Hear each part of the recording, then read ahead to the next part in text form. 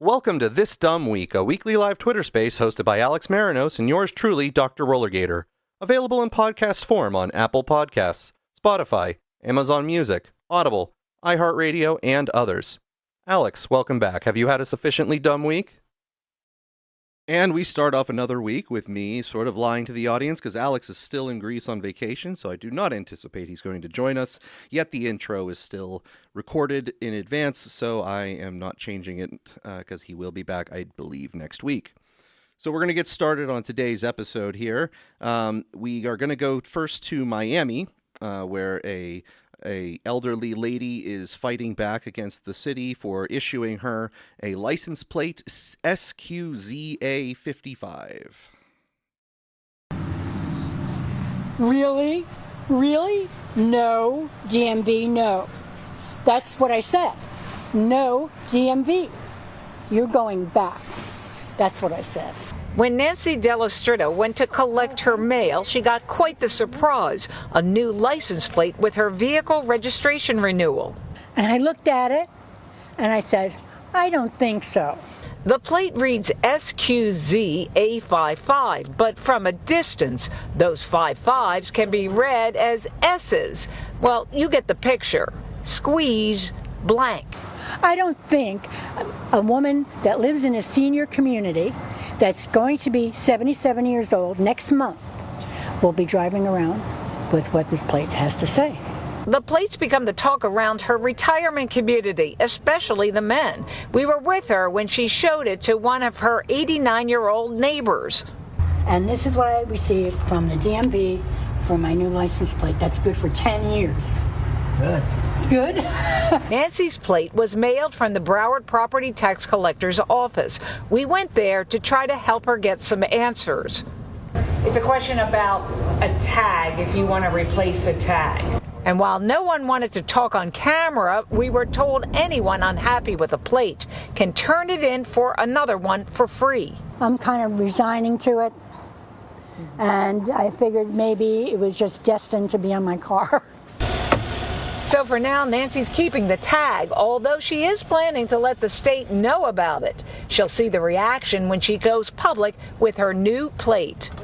I can handle it if I get a few honks here and there. Actually, being over 70, I might like a few honks. So, way to go, Grandma, for taking your license plate and owning it and hoping that perhaps you can make some fun out of it. But, you know, squeeze ass is a nice license plate for an old lady to have inside of the retirement home. I think it makes her feel a little bit youthful in some ways. So that's good. Moving on, the Secretary of War, as we lovingly refer to here as Whiskey Pete, has decided that in support of his goal to make the United States military as lethal as possible, he has found a issue to tackle in the form of making its men more manly. I'm authorizing a new screening program for testosterone deficiency for our service members, ensuring you have the right testosterone levels to operate at your absolute best. Because it's well-established science that as we age, testosterone levels often naturally drop. Under the supervision of our world-class medical professionals, warfighters age 30 and older are going to be tested annually as part of their periodic health assessment. It's a health assessment that happens every year. If treatment is recommended, it's entirely your choice to receive testosterone replacement therapy. This initiative, it's not about artificial enhancement. It's about restoring and optimizing your natural capabilities, protecting your longevity, and ensuring you have the biological foundation required to sustain the fight. From Reuters, doctors question evidence behind Pentagon plan for testosterone screening. U.S. Defense Secretary Pete Hegseth this week ordered annual testosterone deficiency screening for active duty and reserve service members age 30 and older, which he says will help maintain military readiness. But many medical professionals warn it might do nothing of the sort and instead could increase service members' risk of infertility or other consequences if testosterone is prescribed inappropriately. The mandate is one of several recent healthcare policy changes implemented by Hegseth and other Trump administration cabinet officers that have sparked debate among experts and raised questions about what scientific basis, if any, supports them. Hegseth has also reversed the military's longstanding flu vaccine mandate, a decision that has walked back after the flu outbreak, while the Department of Health and Human Services removed 17 members from its vaccine advisory panel and altered its vaccine recommendations. 5 of 6 men's health experts contacted by Reuters for this story said they were puzzled by the announcement on testosterone testing and concerned it may lead to unnecessary or even harmful treatment. Hegseth said testing would be accompanied by advice to help soldiers make decisions about treatment, which would be voluntary. But goals, he added, are to ensure troops have the right testosterone levels to operate at their absolute best and to improve their resilience, longevity, and performance so as to ensure the military's combat readiness. 4 of the 6 doctors said there was no solid evidence suggesting that screening for low testosterone in all military personnel aged 30 and older would optimize U.S. readiness for combat. Quote, we hear from patients that when you treat low T, things like cognitive alertness and stamina improve, but the evidence is not concrete and it comes from patients who were treated because they were symptomatic, said Dr. Kevin McVeary, a urologist on the medical advisory board at Roget, a telehealth platform that provides testosterone supplements. The Pentagon declined to comment on the matters beyond the brief and official statement open. The American Urological Association and the Endocrine Society advise testosterone supplementation only for patients with confirmed testosterone deficiency and symptoms such as reduced libido, erectile dysfunction, fatigue, decreased male muscle mass, and low bone density. Giving testosterone without medical symptoms leads to overtreatment, McVeary said, which can have its own adverse consequences. Levels naturally decline with age, starting around age 30, but age 30 itself is not an appropriate point for screening, said Dr. Halim Mohammed, Chief Medical Officer of Men's Wellness and Medical Clinic Network Game Day Health. Quote, there is a population level decline of 1% per year after ages 30 to 40 that accelerates as you get older, but the patterns are not the same for all, Mohammed said. Most studies of testosterone replacement have been done in older men, noted Dr. Eugis Gruntmanis, the endocrinologist at Dartmouth Hitchcock Medical Center, who said the new mandate provides an opportunity to collect data on younger men. He added, however, that widespread implementation of screening without preliminary study data would be putting carriage before the horse. Based partly on a study led by Dr. Stephen Neeson of the Cleveland Clinic involving more than 5,200 men aged 45 to 80 with low testosterone and high risk of heart disease, the U.S. Food and Drug Administration revised testosterone labels to remove a warning of increased risks of heart attack or stroke. The participants, however, showed higher rates of atrial arrhythmia, an abnormal heart rhythm, and bone fractures, a finding that may have implications for the military. Sorry about that. All of the experts contacted by Reuters also mentioned the severe impact of testosterone therapy on male fertility. Many of our armed forces are young men who are not done having their families, McVeary said. If you just dole out the testosterone, the testes will shrink, and you can't reliably count on them coming back. Other risks include blood thickening, prostate issues, acne, hair loss, breast tissue growth, and mood volatility.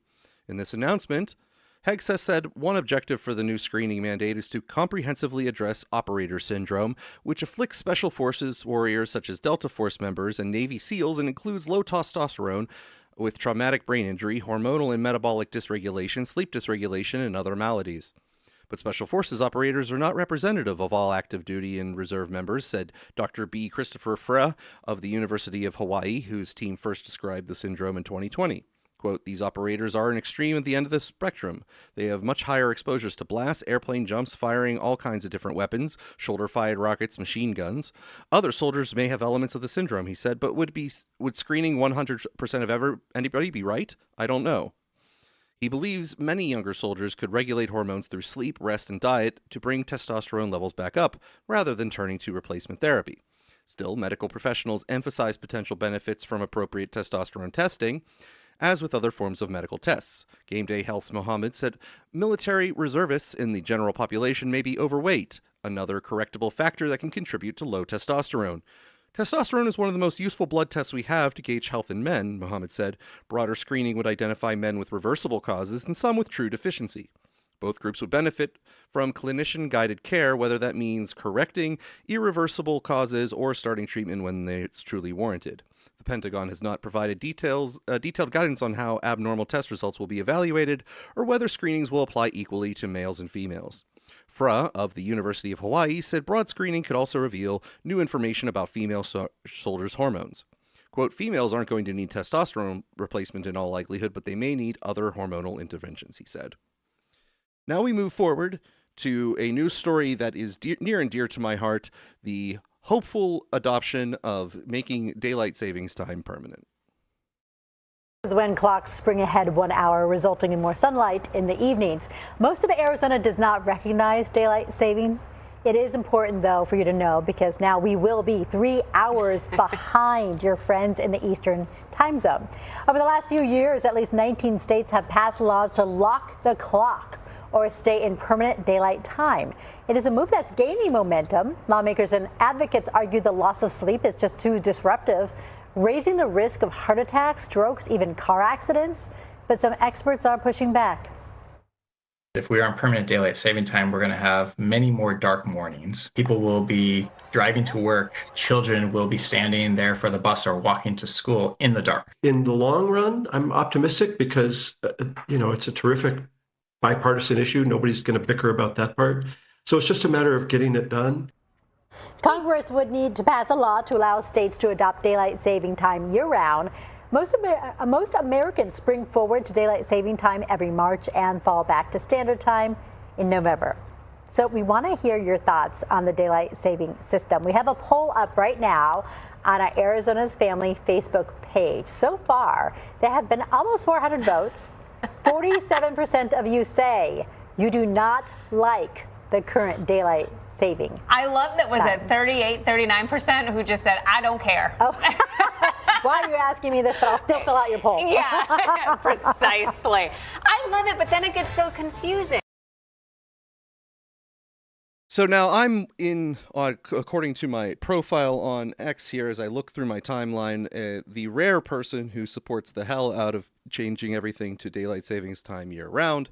Others have seemed convinced that this is going to cause some sort of mass death of children due to attempting to go to school in pitch black for many days out of the year. However, the shortest days of the year are actually come at a time when, typically speaking, there is a winter break for school.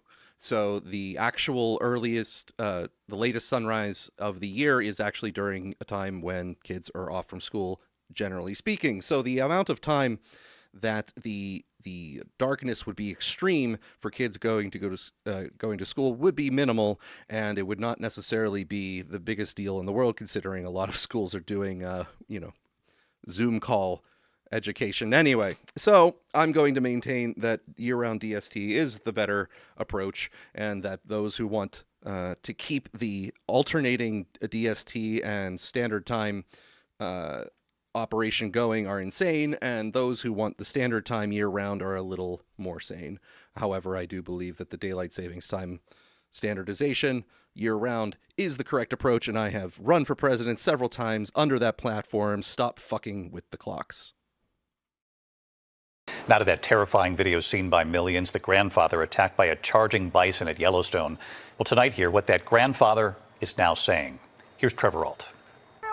Tonight, the 65-year-old grandfather seen in these terrifying images viewed by millions, tossed into the air by a bison, is now breaking his silence about that heart-pounding encounter. Carl McDaniel tells CNN he and his 13-year-old grandson travel to Yellowstone National Park every year. On Friday, they saw that bison about 100 yards away. They stopped to take a photo of that massive animal. They were plenty far away, in my opinion. But the bison charged toward them. The grandfather telling CNN, quote, he could be to us in seconds, so I told my grandson to run in one direction, and I went the other to try and draw him away. After circling the tree, McDaniel was flung 8 feet in the air, landing on the ground, unable to move. That bison, which can weigh up to 2,000 pounds, standing over him. He says, quote, he could have stomped on me. He could have gored me. He could have done almost anything to take my life, and he did not do so. He was in a lot of pain, and he was trying to not move his leg. That grandfather was rushed to the hospital, his leg broken in 4 places. He's now recovering from surgery and can stand, but he'll need physical therapy to heal. David, that grandfather says the other campers jumped in immediately to help him. He's thankful this wasn't nearly as bad as it could have been, and also that his grandson wasn't hurt. David, we're glad they're all okay. Trevor, thank you. And that bison was not the only thing from nature that decided to attack this week. If you are in the Northeast, you may have noticed that there have been excessive amounts of smoke causing health warnings for air quality control all throughout the Northeast. Visibility extremely low because of rampant wildfires in Canada.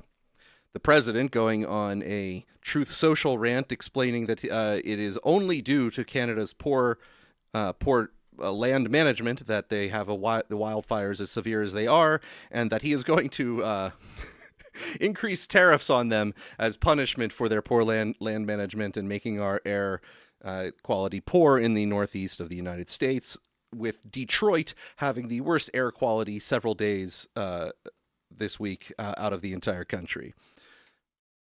Tonight, massive plumes of smoke from those fires in Canada choking the upper Midwest and Northeast for a second straight day. I have asthma, and so I might be a little bit more concerned than other people. Millions under air quality alerts in at least 19 states. New York City is handing out free KN95 masks at public libraries like this one and police and fire stations. The smoke, combined with this oppressive heat wave, is a dangerous pairing, especially for those with pre-existing conditions.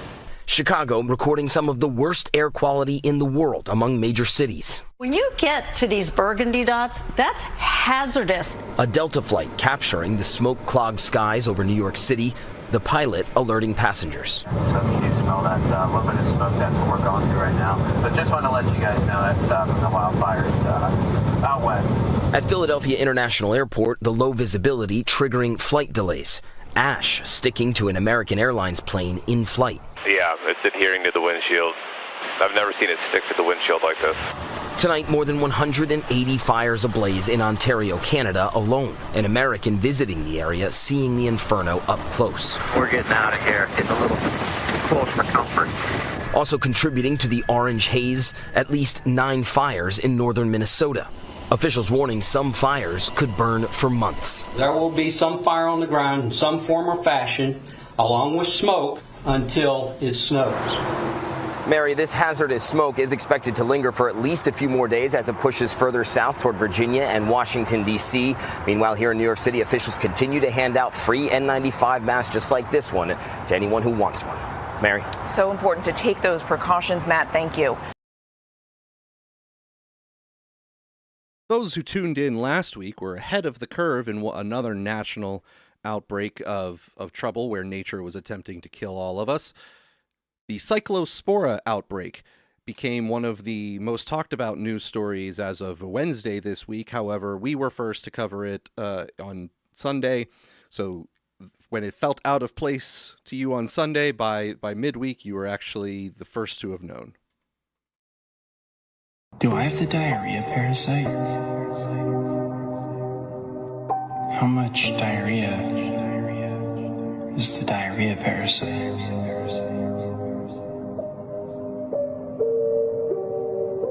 Dang it. Do I have the diarrhea parasite? Stay tuned for a very important announcement regarding food poisoning.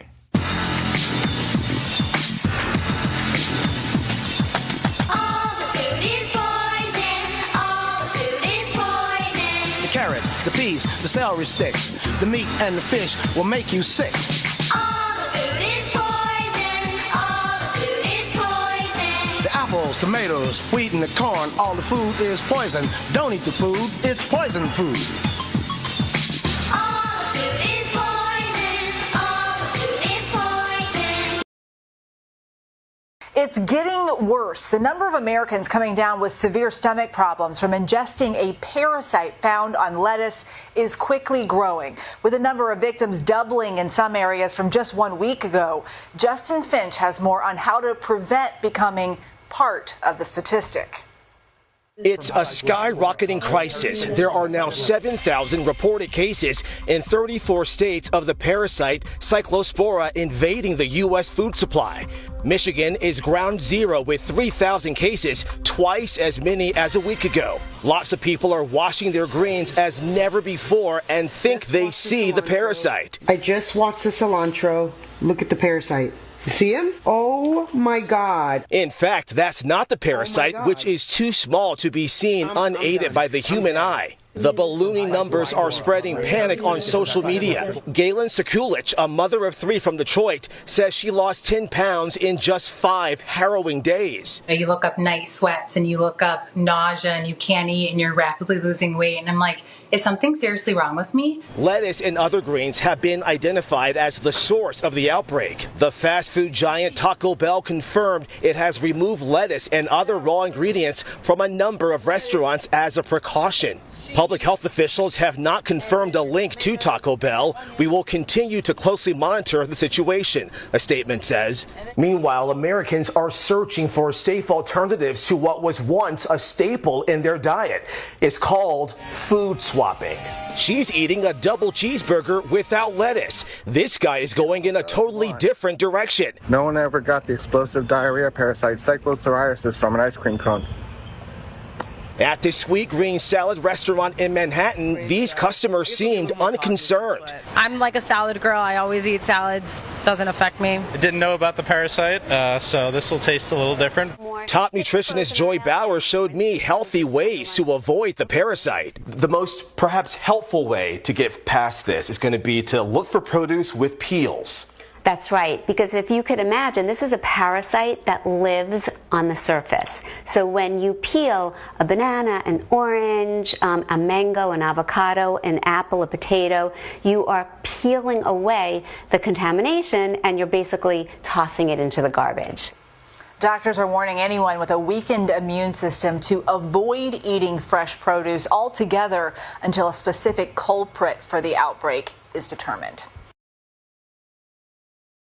Now, the government has been trying to identify the source of this outbreak, and there have been rumors floating around that it is Taco Bell that was part of the intersection of all the food consumed by people who came down with the runs there. However, a source for Taco Bell has been claimed to have been Tyler Farms, and the FDA and CDC have been releasing announcements that have hinted that those are the two sources for this outbreak. And next tonight, after the CDC identified one potential source of a parasitic outbreak sickening thousands now across the U.S., Taylor Farms is now pulling iceberg lettuce sourced from Mexico from shelves across the U.S. Health officials warning Americans not to eat the lettuce served at Taco Bell restaurants in 5 states. Here's ABC's Elizabeth Schulze. Tonight, the CDC and FDA warning Americans not to eat shredded iceberg lettuce served at Taco Bell locations in 5 states: Indiana, Kentucky, Michigan, Ohio, and West Virginia. Federal regulators now linking the lettuce to the cyclosporiasis outbreak, causing severe digestive issues. It's nothing like I've ever had before. Tonight, Taco Bell saying the affected ingredient has been removed from our supply chain nationwide. The FDA's investigation leading to an independent farm in Mexico. The supplier, Taylor Farms, one of the nation's largest producers of fresh vegetables, telling ABC News they are voluntarily removing all iceberg lettuce sourced from central Mexico from the U.S. market, and that no other Taylor Fresh Foods products are impacted. In 2024, slivered onions from the company were tied to the E. coli outbreak from Quarter Pounder burgers at McDonald's. Newlywed Gretchen Pless was on her honeymoon when she contracted cyclosporiasis and ended up in the emergency room. Our vows said in sickness then in health, so we're just getting an early start on that. So far, the CDC has reported cases across 34 states. The epicenter in Michigan, where health officials now say more than 5,000 people have been infected, over 100 of them hospitalized. The state typically sees less than 50 cases per year. Mary, FDA investigators are now racing to determine if other retailers or restaurants might be affected. The CDC says there could be other unrelated outbreaks. Mary. And Elizabeth, we know you'll stay on this. Thank you. As the cyclosporiasis outbreak continues, Taylor Farms says it is removing all iceberg lettuce sourced from central Mexico. However, the company also says no Taylor Farms branded salads or kits are associated with this cyclosporiasis outbreak, and that no Taylor Farms branded salad kits contain iceberg lettuce. This all comes after the Washington Post reported federal officials had linked the produce distributor to the provider, which distributes to restaurants, including Taco Bell. 10 TV's Kevin Landers looked into the connection between the restaurant chain and its lettuce supplier. I spoke to an attorney who has sued food suppliers in similar cases involving foodborne illnesses. He says so far 50 people, including one man from Ohio, have hired him to sue both Taco Bell and Taylor Farms for making them sick. What did you get from Taco Bell today? I got a cheesy gordita crunch. As Andreas Garcia dug into his Taco Bell bag to show us his food, he told us he had not heard about the widespread outbreak of diarrhea-causing parasite Cyclospora from lettuce served at Taco Bell. People around the country have been getting spontaneous diarrhea because of the lettuce that Taco Bell has used. Oh, geez. Now I'm concerned. The Centers for Disease Control and Prevention late Thursday warned consumers not to eat shredded iceberg lettuce from Taco Bell restaurants in Indiana, Kentucky, Michigan, Ohio, and West Virginia. I'll probably get the lettuce off the gordita, and the bean burrito doesn't have lettuce, so that should be safe. Bill Marler, a food safety lawyer, believes a lack of federal investigators to test water at farms is partly to blame. Cyclospora is a human fecal pathogen. This does not come from cow manure, doesn't come from birds, it comes from humans. So somehow, some way, human feces got in, most likely to the water supply. He says Taco Bell and Taylor Farms have a history of outbreaks involving E. coli and salmonella, sickening and hospitalizing customers who ate lettuce and celery and onion mix. Federal investigators have not yet identified the exact source of the contamination. We have not seen an outbreak of this size in the U.S. ever, right? So there's always new ways that these microorganisms outsmart us. Sonia Illich is a professor of food safety at Ohio State. She says it's not a surprise raw produce is the source. Fresh produce is probably one commodity causes the majority, or almost half, of all the foodborne diseases. Taco Bell says it's voluntarily removed potentially impacted lettuce from its supplier in selected states. Reporting in Grandview, Kevin Landers, 10 TV News. That poor guy interviewed by the reporter just as he was about to enjoy his Taco Bell. Hey, did you hear that might give you violent diarrhea? That poor guy. Oh no, I didn't hear about that. Whoa, ooh, now I'm a little bit sketchy about eating this.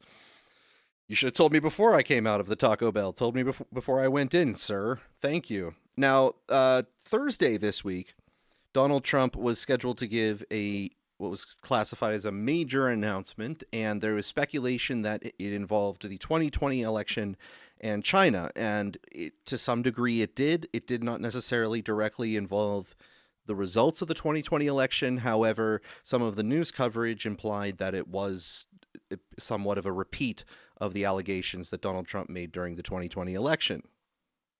Over a period of years, starting during the 2020 election cycle, the People's Republic of China carried out what is believed to be the largest compromise of election data in history, resulting in China's illicit acquisition of 220 million U.S.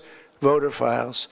That information includes names, addresses, phone numbers, political party preferences, and other sensitive data that would be needed to register to vote and engage in other nefarious activities, which is exactly what was happening. This data loss presents an unprecedented election security nightmare. The intelligence even shows that China assigned a data exploitation unit specifically to this new project. Compounding the travesty, the second set of documents we are releasing reveals that members of the deep state, very, very famous group of people, in many cases, in our intelligence agency work to actively suppress and downplay information about the extent of China's sinister election meddling, covering it up from both the president and the American people like nobody thought was possible.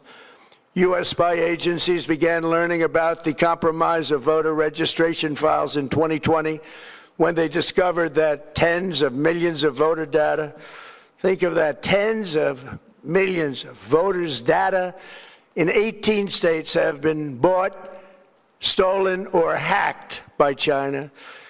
Yet those responsible for sounding the alarm instead kept the information secret and hidden. They did not disclose to me as president or to anyone else, and to the best of our knowledge, they did not inform Congress. In fact, all they kept saying is, this is the most secure election in the history of our country, a standard, very pat line that was divvied out to say. The cover-up of this colossal security breach is even more disturbing in light of the additional information showing that China engaged in other election-related activities to undermine my first administration and our 2020 campaign. They did not want, and they just didn't want it. They fought like hell not to have it, Donald Trump, to win, and for good reason. As the documents we are releasing show, CIA reporting explicitly stated, and I quote, in mid-2018, the Chinese Communist Party's policy was to leverage all domestic and foreign elements that were opposed to the U.S. president in an effort to reduce the U.S. president's votes and make him resign or prevent his re-election. Isn't that nice? Also, in mid-2018, China was working to influence the results of the U.S. midterm elections and later the results of the 2020 presidential election itself.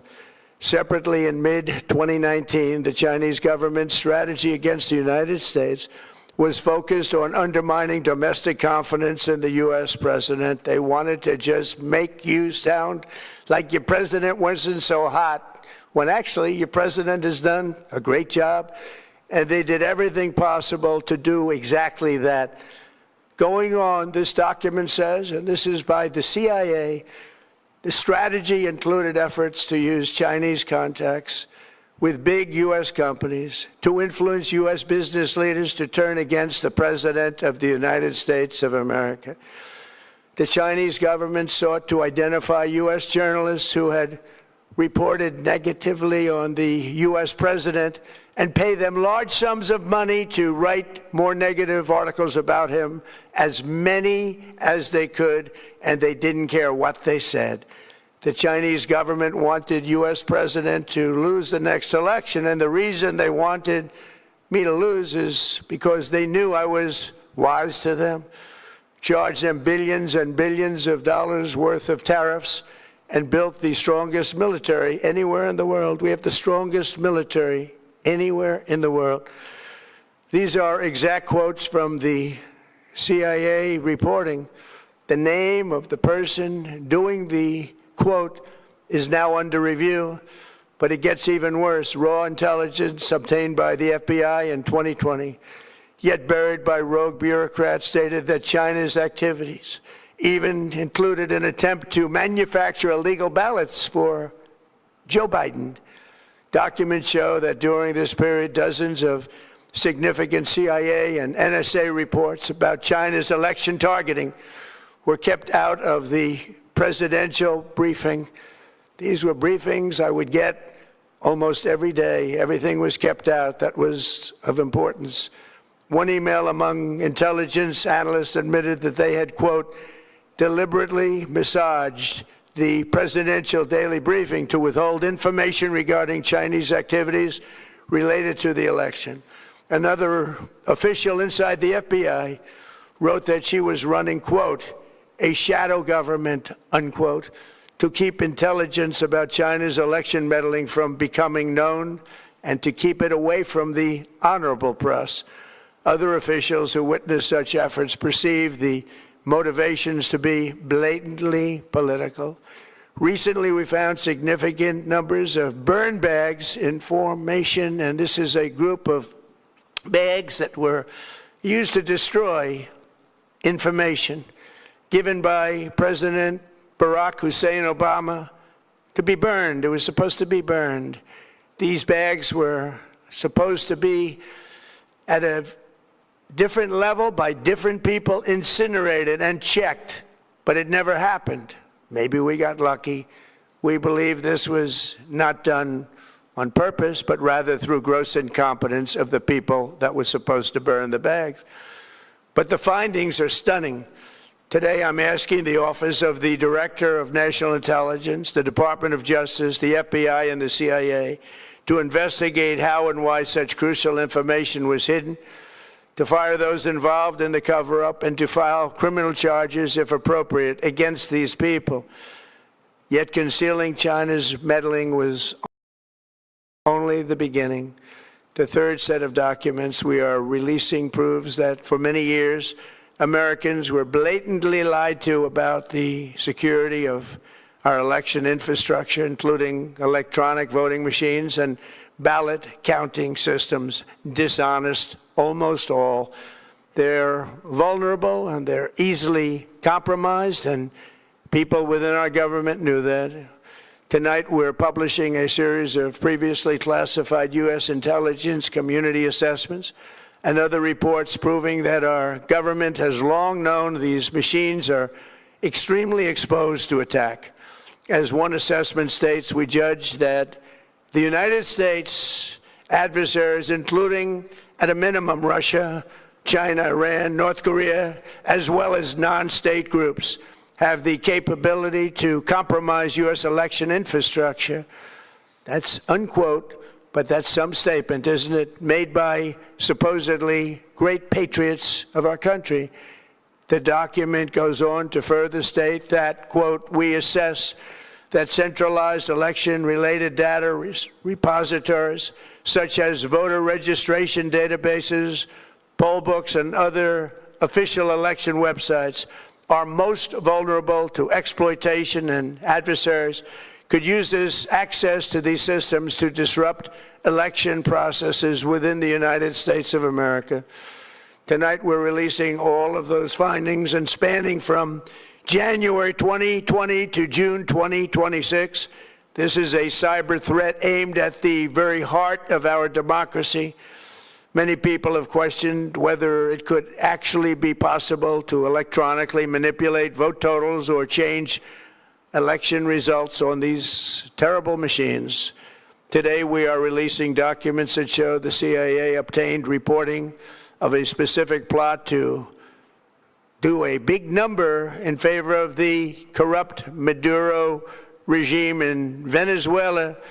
And that's exactly what happened, conspiring to digitally rig their own country's elections in 2020, and that's what they did. This reporting included precise details about methods to regime develop to digitally alter vote totals in ways that could not be detected even with an audit, no matter how deep they went.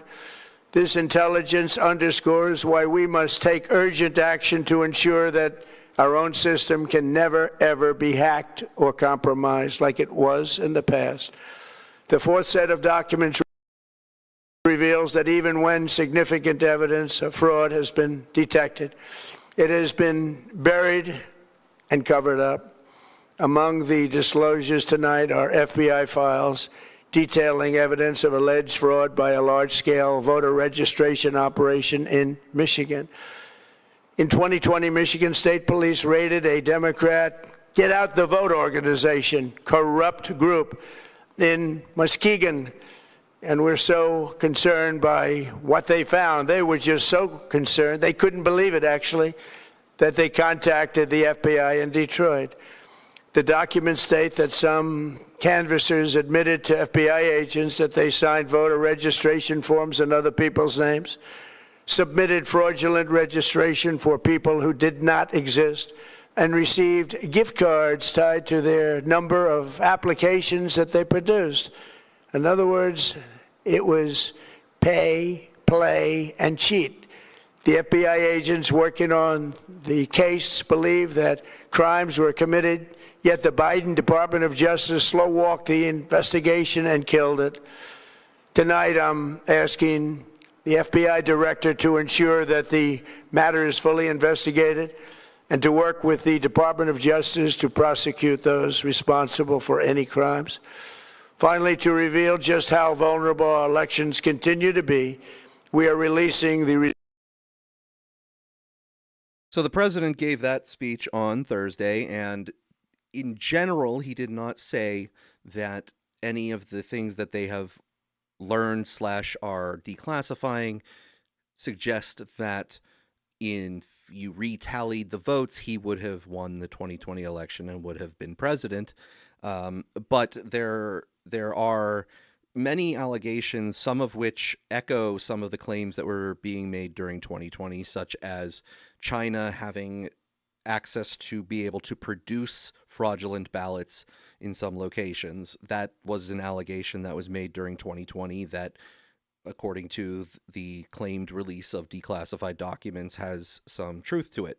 Now, in his statement, he didn't mention whether or not those ballots were successfully submitted, if they were even produced, or it was just an attempt to produce ballots that looked official, that were able to be competent frauds.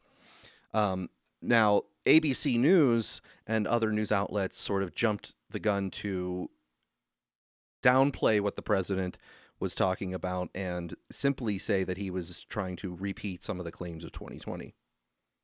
And here in the U.S., 24 hours after President Trump delivered his primetime address, making claims about, quote, shocking vulnerabilities in America's election system and reigniting false claims about the 2020 election, a top Republican senator is dismissing the president's warnings as nothing new. Here's ABC's Jonathan Karl.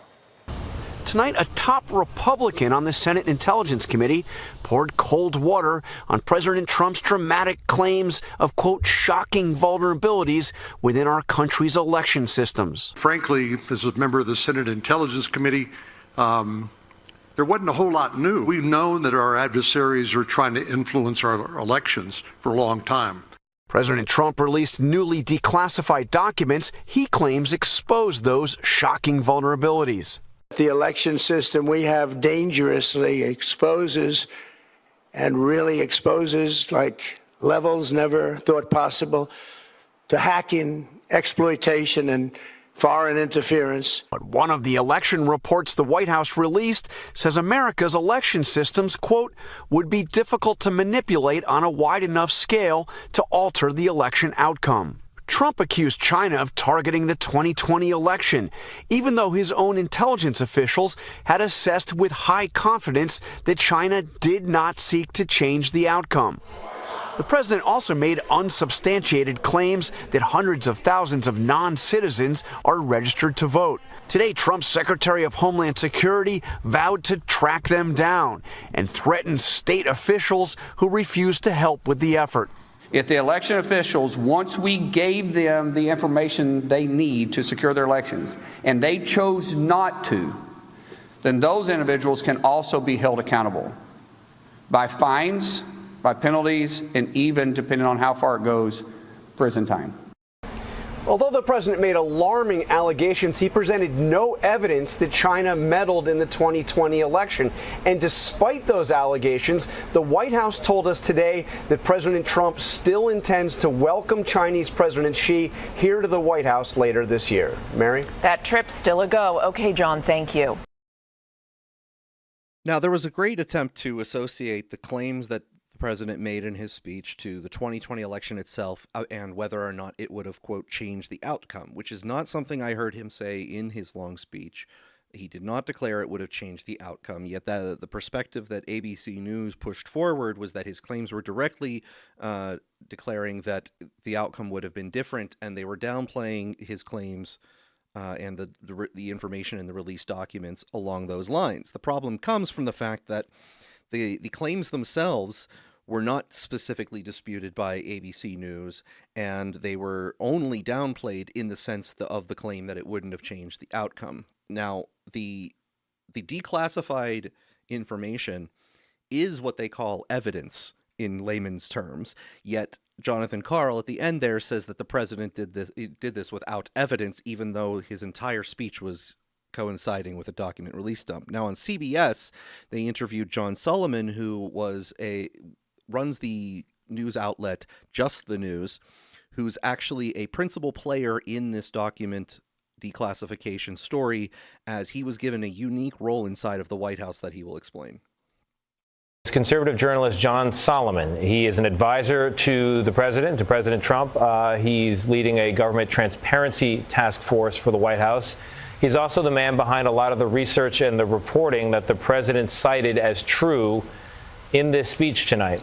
John, you heard the president. You also heard the senator say none of it is true or not new or not significant, and others have said that as well. Your response? Well, listen, I talked to the intelligence chiefs in the last few days as we got prepared for this. It's very important to understand, the president said this tonight, every intelligence chief vetted this speech. They made sure it was accurate. They told me they had never been briefed on the size of the breaches, the 230 million Americans, the 220 million Americans whose data was stolen, that they consider it a security breach. How many times on your network have you reported that 5 countries are capable of hacking our election machines? When is the last time you reported that Venezuela actually succeeded in breaching a machine which has implications for our future security? You haven't, because it was never made public. It has not been made to Congress. It has not been told to the president in the past. We checked the presidential daily briefs. A president was kept from this information. Now we have a chance to fix a glass chin of election security, make the 26th election more secure than the last 3. John, did the president, in his address tonight, we know he likes to ad-lib, did he overstep the information that you provided to him in any way, shape, or form? Not that I've seen. I mean, I have to go back and compare everything, but no, I think the president stayed right where the intelligence community gave us this information, where it resides, and that is, we had a glass chin. We knew our election machines are vulnerable. We didn't patch them. We knew 230 million Americans' voter data was stolen by Chinese spies. Now think about this. When Equifax had the 147 million person breach 10 years ago, it was one of the biggest stories, one of the biggest data breaches. This is larger than that. A foreign enemy has the ability now to register American voters, and that is something that concerned the Intelligence Committee. Thousands of pages of reports that we went through. We put several hundred of them out tonight. But if all of us are worried about when our bank account gets compromised, we should be just as worried when our voter file gets compromised, because it may affect a future election. So what's the president's next move here tonight?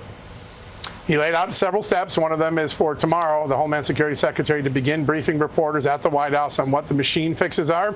Patches, very simple things that will fix those machines. By the way, the first people to raise concerns about the very patches we're talking about, 2 Democratic senators back in 2019. But these are going to get fixed now, 7 years later. The second thing is the Homeland Security Department needs to figure out what to do to make sure we can deal with this identity theft, so that when people vote, they are the person they say they are, and some foreigner hasn't monkeyed with the system. And then third, he made very clear, the FBI, the CIA, the NSA, they have to go back and find out why the intelligence analysts kept this from a president, kept this from a Congress, kept this from the American people. I have found no evidence in all the documents the Intelligence Committee gave me that people like Senator Mark Warner knew about this. Now, if he knew about it, maybe he should have told us earlier. But John, the voting rolls that China has allegedly compromised, they are public rolls. That's the information. No, they're not all. They're not all. Okay. Not. So then tell me this. No, they're not. What could China potentially do? Because this is the headline that comes out of this tonight: 220 million compromised voter rolls. What can China potentially do, from your understanding, with that information? Yeah, it's a great question, Tony. When your reporters look at the National Intelligence Council assessment from January of 2020, there are 6 things it was assessed. This means all the intelligence community agrees together. 6 things they can do. They can vote in your name, and you would show up one day and you wouldn't be able to vote because they'll tell you someone else voted for you. They could register you in another location. You would never know that they voted for you in another location because they have all your data, everything they need to fill out a legitimate registration form. They could go and change something on your address, and when you showed up with your ballot or with your ID, like, oh, you're not that person, you're registered at another address. All of those things were imagined by our intelligence community. They warned about it. They called it the softest of vulnerabilities, the most severe vulnerabilities our system had. It gets hacked, and then they don't tell any of us. You know, we get informed when our bank accounts are taken. Why shouldn't we get informed when our voter records were taken? Well, we're getting informed tonight. John, thank you very much. I appreciate it. We're in our closing minutes here. Thank you. Thank you. Now, interestingly enough, if you caught some oddities in the way that the newscaster presented some of the situation to John Solomon, he said none of these claims are true or new or significant. Now, those are all different things. So either none of them are true, in which case, the newness of the claim is irrelevant. It doesn't matter whether it was a new false claim or an old false claim if they're not true. The idea that they're not significant is strange, because people wouldn't be particularly interested in any of the claims if they didn't feel at least that they were significant in some degree. They could be wrong. Something could be stated, overstated, and its impact overstated, and it not be significant. But that wasn't what it, the insinuation here, because again, it's alleged that none of them are true. So you have to sort of either pick which ones are not true, which ones are not new, and which ones are not significant. Now, new and insignificant could be together, but not the not true, not new, and not insignificant. You can't have all three for all of the claims. So anyway, the 2020 election fiasco had several interesting things to note, where you couldn't necessarily, if you were paying attention to everyone's arguments, pick a particular side that was being the most truthful. The Biden administration's claim that it was the Trump administration, but the officials in the CISA department declaring that it was the most secure election in history, U.S. history, did so within 24 hours of the election, making that declaration. Now, it is impossible to know exactly the security situation across the entire country within a 24-hour period to be able to declare that it was, quote, the safest in history. That is absurd. So anyone who takes the statement, it was the most secure election in U.S. history, that came immediately after the election, had to have understood that was just a posturing. It wasn't an actual legitimate claim done after significant analysis. And anyone who knows about network security or any type of security in sort of inside of information systems or processes knows that you can have something that is secure, but it comes at a cost of cataloging threats thwarted.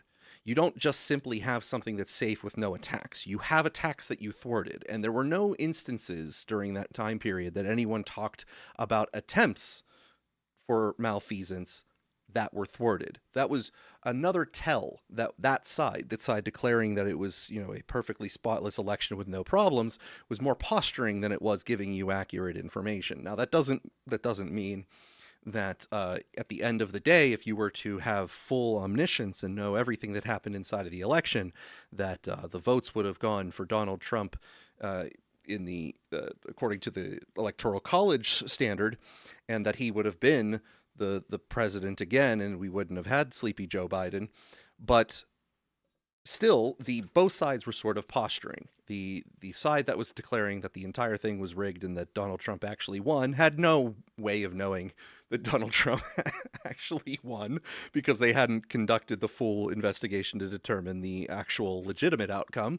And the side that was declaring it was the safest election of all time was posturing, because they said that without specifying a single thwarted threat to manipulate anything, which, again, if you are in any sort of security research, you always are having threats. You are just thwarting them. You have, if you're talking about a computer network, you have people who are attempting to infiltrate, attempting to shut down the network, attempting to get past your security, and you have incidences where you have stopped them. It is someone calling your support people and pretending to be from IT and trying to get passwords they're not supposed to have. Those attempts are made all day and every day by bad actors against companies, against the government, against every type of legitimate organization that you possibly have. And if your network guy, if your security guy comes to you and says, oh, nobody attempted to do anything at all and we didn't have anything to thwart, that guy should be fired immediately, because that means he's not discovering all of the attacks that are actually happening on your system. But if they come back to you and say, oh, there were 10,000 attacks that we thwarted, they were all very minor, there was one major one that was at risk, but we took care of that as well, then you understand that person probably is being honest with you and has a handle on the situation. But if nobody attempted to do anything and there was nothing to thwart, you're being lied to. Now, John Solomon specified that a lot of these details inside of the reporting that was being done, where they were saying that nothing was new, nothing was important, And so what if they have voter rolls? These are public voter rolls. If they have non-public information, it's quite interesting that the news is downplaying this, since recently the news was hyping up the idea that the U.S. government, Donald Trump's administration, getting these same voter rolls was a problem, that he would be able to weaponize this information and affect election outcomes in the future through manipulation. So these are the same types of sensitive pieces of data that the news was just recently reporting is dangerous for Trump to get his hands on in the executive, but they're immediately downplaying potential sources that were non-public information, things that were not necessarily able to be reached by almost anyone. That in China, having access to these types of things is no big deal, and everyone needs to just quit talking about it, is a very preposterous proposal. Now, moving on from that, the White House teleprompter operator placed on leave after betting on Trump speeches. Washington Post. A White House teleprompter operator who was placing online bets related to President Donald Trump's public remarks has been placed on unpaid leave. White House Press Secretary Carolyn Leavitt confirmed on Thursday that the president placed a staffer on leave and that the person is complying with the Commodity Futures Trading Commission. The operator placed the trades on Kalshi, the online prediction market platform, the company confirmed. Robert Denault, the head of enforcement at Kalshi, said in a statement that the company's surveillance team promptly flagged and referred these trades to the CFTC after an exchange investigation. The White House staffer's irregular trades were flagged by Kalshi in March, according to the company. The company said bets were placed on common words in Trump's speeches and that they did not appear to be particularly sensitive topics. Kalshi's surveillance analysts subsequently discovered that the account holder was employed by the federal government and was a teleprompter operator. His account, which had over $90,000 in profits, was then frozen, and an investigation which included interviewing the staffer ensued. Betting on the outcome of political or government actions is a booming industry. In January, Kalshi told the Washington Post that the company had some $129 million at stake in political markets.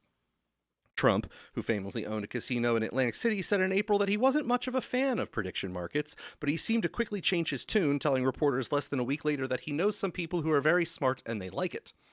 The probe into the White House staffer remarks the latest in a growing number of prosecutorial efforts against politicians and government employees placing online wagers that appear to be based on privileged information. In April, federal authorities charged Special Forces soldier involved in the capture of Venezuelan President Nicolas Maduro with using inside information about the raid to win roughly $400,000 through bets placed in online prediction markets. Also that month, 3 congressional candidates were fined and suspended from Kalshi for waging on the outcome of their own elections. The Trump administration has broadly embraced online sports betting and prediction markets. The company logos were emblazoned on the octagon used in the UFC fight held on the White House grounds, and the president's son, Donald Trump Jr., advises Kalshi and Polymarket. Now, there's some additional items with respect to sort of gambling and the broadening spectrum of cryptocurrencies and prediction markets that have been embroiling the president in some controversy lately, including what is alleged to have been Donald Trump's own pump and dump scheme with Trump coin. I'm not 100% familiar with the world of Trump-related meme coin assets, so I don't know who purchased Trump coin, who was affected by a Trump pump and dump. All I can say is that if you were unfortunately one of the people who thought Trump coin was an actual investment and not just a random pump and dump play, caveat emptor next time when you have Donald J. Trump offering you some sort of fancy thing to buy that really doesn't have any external use other than just buying the Trump name on the asset. Now, moving forward here, social media influencers Andrew and Tristan Tate arrested in Miami, U.S. Marshal Service tells AP. Influencer brothers Andrew and Tristan Tate, whose social media empire promoting wealth, male dominance, and misogyny has made them among the world's most polarizing internet personalities, were arrested Saturday in Miami as British authorities sought their extradition on rape and sex trafficking charges. The brothers were taken into custody by the U.S. Marshal Service on a sealed warrant, agency spokesperson Brady McCarran told the Associated Press, placing the United States at the center of an international saga and has stretched from Romania to Britain. British prosecutors announced Saturday that they were seeking the brothers' extradition on charges alleging they raped and trafficked women between 2010 and 2017. The dual U.S. and British citizens moved to Romania in 2016. They were arrested there in 2022, accused of participating in schemes to lure women for sexual exploitation. They denied those allegations, and the case didn't go forward because of legal and procedural irregularities. The brothers are expecting to appear in Miami's federal court early next week, according to a person familiar with the matter who spoke on the condition of anonymity to discuss sensitive law enforcement operations. The pending charges in the United Kingdom accuse the brothers of abusing women in an area north of London where they grew up. Their lawyers had said they denied the allegations. Joseph McBride, an attorney representing the Tate brothers, said in a phone interview Saturday evening that he has not been able to speak with his clients, but called the new charges out of the UK filth and slander intended to derail defamation lawsuits filed by the brothers in the U.S. They're pulling out all the stops to make sure these guys never get their day in court, McBride said.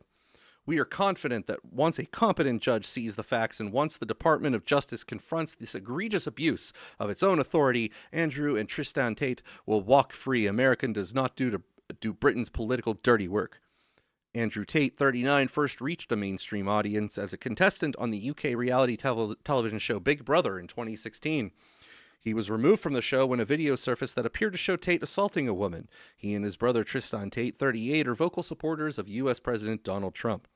Andrew Tate has amassed over 10 million followers on X, but he has been banned from other platforms like YouTube, TikTok, and Instagram for violating hate speech guidelines. His most widely condemned rhetoric includes comments that women who were sexually assaulted should bear some responsibility for their attacks, graphic descriptions of how he might attack women, and criticisms of people who seek treatment for mental illness. The Tate brothers have consistently denied allegations of abuse and human trafficking, claiming that violent and misogynistic statements have been taken out of context or were intended as jokes. And from the BBC, Tate brothers arrested in the U.S. as further UK charges take total to 59. Controversial influencer Andrew Tate and his brother Tristan have been arrested in the U.S. after British authorities issued 38 new charges against the pair. The UK Crown's prosecutorial service said Andrew was being charged with 7 further counts of rape, as well as charges relating to sex trafficking and indecent images of a child. Tristan's charges include 2 counts of rape and 3 counts of arranging or facilitating trafficking or sexual exploitation. The total number of charges against the brothers is now 59, Bedfordshire and Hertfordshire police said. The alleged offending is said to have taken place between July 2010 and August 2017. The Tates have previously denied any wrongdoing. Following their arrest, prosecutors will begin legal proceeding to extradite the brothers, who are dual British U.S. citizens, to the UK, the CPS said. These charging decisions followed receipt of a further file of evidence from Bedfordshire police and bring the total number of alleged victims in this case to 7, Malcolm McCaff, head of the Special Crimes Division at CPS, said. Bedfordshire and Hertfordshire police have been investigating a number of offenses in what it called a complex investigation. As a result, 38 new charges were authorized against the brothers, meaning Andrew, 39, faces a total of 42 charges in the UK, and Tristan, 37, faces 17. The U.S. Marshals confirmed to the BBC that the Tates had been taken into custody, while a U.S. Department of Justice spokesperson said the arrests were pursuant to extradition proceedings. A lawyer who represents the Tates, Joseph McBride, said, quote, "The world knows Andrew and Tristan are innocent," in a statement released after their arrest on Saturday evening. And this is a This Dumb Week fact check. That is a false statement. The world itself does not know Andrew and Tristan are innocent. In particular, your host here does not know that they are innocent, and in fact has suspicions that they may not be so innocent as alleged. Quote, "Their enemies know it best of all. That is exactly why they have been attacked," McBride continued, describing the new UK charges as a political hit. He said the new charges were designed to counter a defamation action filed by the brothers in the U.S.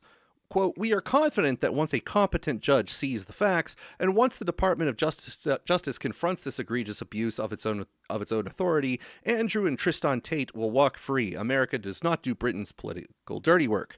In 2024, Bedfordshire police secured European arrest warrants for the pair to have them returned to Romania returned from Romania, where they are based and under a criminal investigation.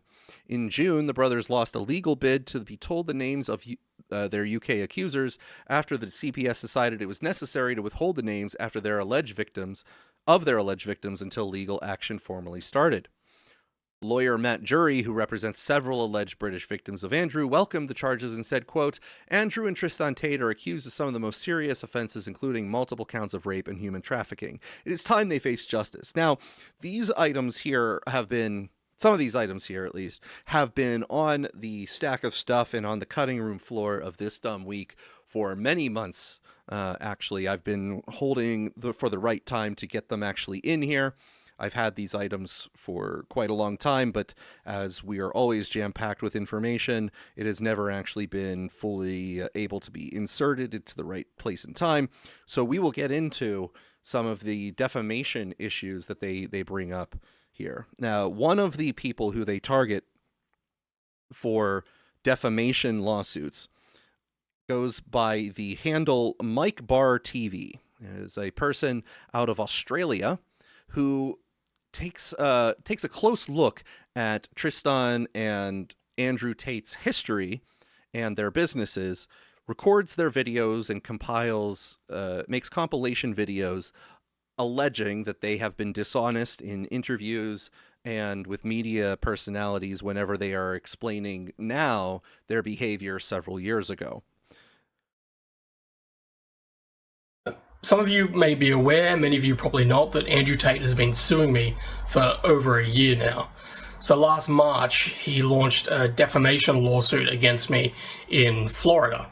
I'm an Australian content creator. I live in Australia. He lives in Romania, but he decided he'd sue me in Florida for defamation. Now, the question is, why is Top G, someone who proclaims to be the pinnacle of masculinity, suing some small-time Australian content creator? Well, that's because for over 2 years, I successfully exposed Andrew Tate by telling the truth. And I did that by using his own footage. He saw me as such a threat, and this is his attempt to get revenge for that work that I did. That was very prominently seen, featured in a lot of different podcasts and shows, and many of the videos went viral. That's how it goes: slap, slap, grab, choke, shut up, bitch, sex. These are the basic moves of pimp. Okay. Credit to Milk Bar TV for putting together that montage. When you're pimping like me, it's a full-time job. And Nathan Livingstone, who's kept tabs on this, has put together a lot of these videos that we're using. And so, yeah, for that he is he's suing me, and this isn't anything new. He's open about using lawfare against his critics. He proclaims to be being attacked by the Matrix and that the justice system is being weaponized against him. But he's openly bragged about using lawfare against his critics, and he's very, very petty about that. Still say this: I don't need a reason. You're going to have to defend yourself, regardless. That's the thing about the American legal system. You cannot ignore it. I don't care if it costs me $1 million to take $1,000 out of your bank. You're going to be in court twice a month for the rest of your human years. I don't care. I will sue you for any and every reason forever. And you're going to have to hire lawyers and turn up forever. I will do that. I'm that guy. I'm petty. So yeah, I'm gonna sue loads of people just because I think it's funny. Now, this case was dismissed in December, but it was dismissed without prejudice. So from December till now, the Tate brothers have been using any attempt they can to try and drag this out, because this is process as the punishment. I don't think that they ever intended to win this thing, or they thought that they could. It's entirely about trying to get revenge and make life misery for me. And thankfully, there's been a lot of incredibly supportive people who've contributed to the legal defense.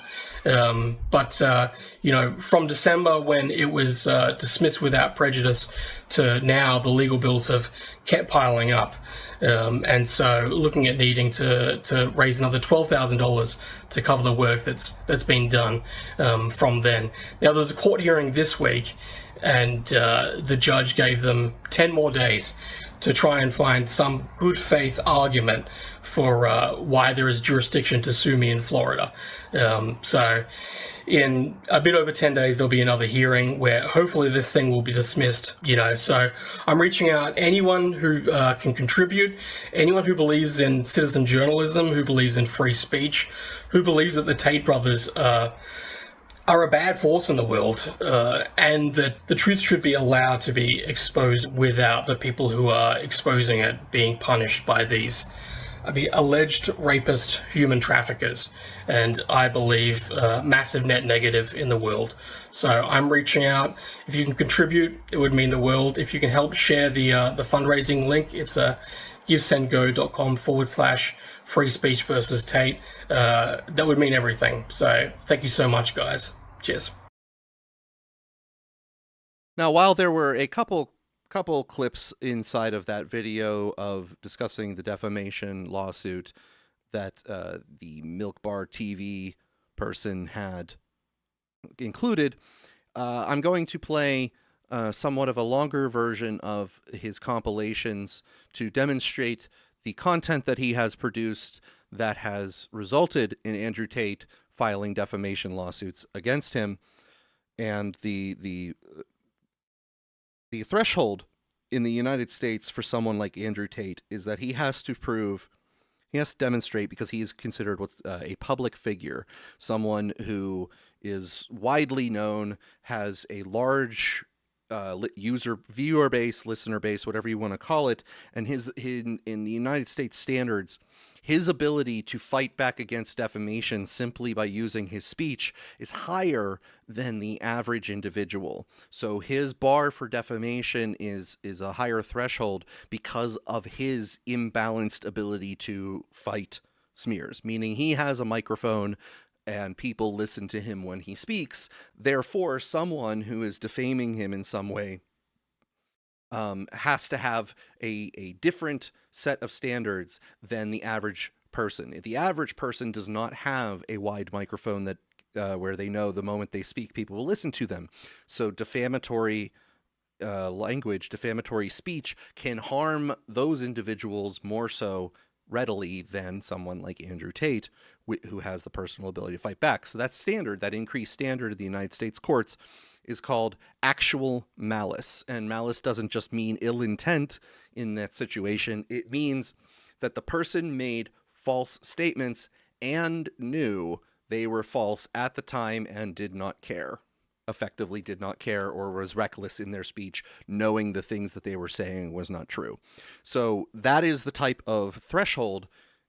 If a judge determines that Florida has jurisdiction over a person from a Romanian citizen and an Australian citizen, if somehow Florida says, okay, we do have jurisdiction, that is the type of threshold that Andrew Tate would have to meet to be victorious. Now, in that clip I just played with the guy discussing the lawsuit, he played a clip of Andrew Tate saying, look, I just like to sue people. I'll burn a lot of money, a lot of my money, because I have so much of it, to just make you suffer with the significantly amount of less money you have with your legal bills. I will punish you for speaking out against me just because I'm petty like that.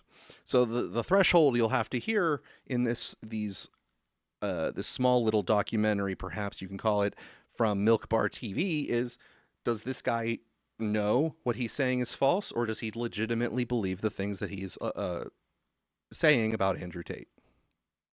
What are you charged with? That's a really good question. I'm charged with being the head of an organized criminal group, which is in charge of recruiting girls to make TikTok videos. They face charges which include human trafficking, rape, and forming a criminal gang to sexually exploit women. OnlyFans is the best hustle in the world. Are they accusing you of using violence or? No. They're accusing me of using the Loverboy method, coercing them by being nice. I don't mention webcam until after I've had sex with the girl. If you're on dates and you're trying to mention it and shit, it just doesn't work. It puts them off. I'd never do that. That's disgusting. I'm not a whore. It's just not gonna work. You continue as normal, no mention of webcam.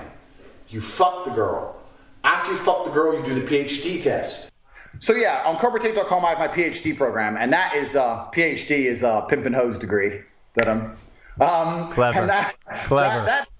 That teaches basically how I got girls, how I met girls, how I got girls to like me, how I got girls to fall in love with me to work on webcam for me. And you're always working. Why don't you work for me so we spend more time together? Work for you doing what? So you'll have a webcam business. Oh, I don't want to do that. So, okay, I know you don't want to do that, but listen, come, let's have a meeting. Let's just talk about it. If you don't want to do it, don't do it. Fine. But let me explain it to you properly. In fact, I'll bring one of the girls who works for me. Your bottom bitch is the one who does the selling. You don't do the selling. The girl has to hear it from a girl. And this is where your bottom bitch has to be trained. That's why I said it's so important to have a good first girl. Because that's what I did. That was my MO, was find girls, make them love me, and make them work for me. This girl's like, okay, well, I'll try it. Put both girls on camera together the first day, so the new girl can sit there and just sit with the other girl and get drunk. Give them a bottle of vodka. First night that I worked for him, Andrew bought me like 5 bottles of wine. So I got completely drunk because I'd never done webcam work. So I was very, very nervous. And that's how I got rich. So that teaches everything I know from start to finish about not only getting girls, not only obtaining them, but retaining them. Because that's a completely different game as well. And over time, I just built up this big little empire of webcam girls. At one point, I had 4 locations, 75 girls working for me. I'd take around half of the money, around 50%. You take 50%. Around 50%. They thought they were on 50%. And I said that the disparity is because of taxes. He would just pay me a flat fee of £15 an hour. We got to the point where we had these guys falling in love with my models, serious, big time in love, right? Sending crazy money. And they were convinced they were going to meet the chick. This is almost where I kind of felt bad. Because they were like, can we meet? I've sent you $200,000. When you look at the money that I was actually bringing in, it just doesn't even scratch the surface. I had these guys selling their houses, life savings, loans, all of it to me. Give me it all. I was all about trying to get paid. Like I used sex as a tool to make women love me so they'd obey me and live in my house and make me money. That's what I wanted. So I was a pimp in that sense. Were there any other instances where there was physical abuse? I saw him smack girls with a belt. Some ideas? You want my ideas?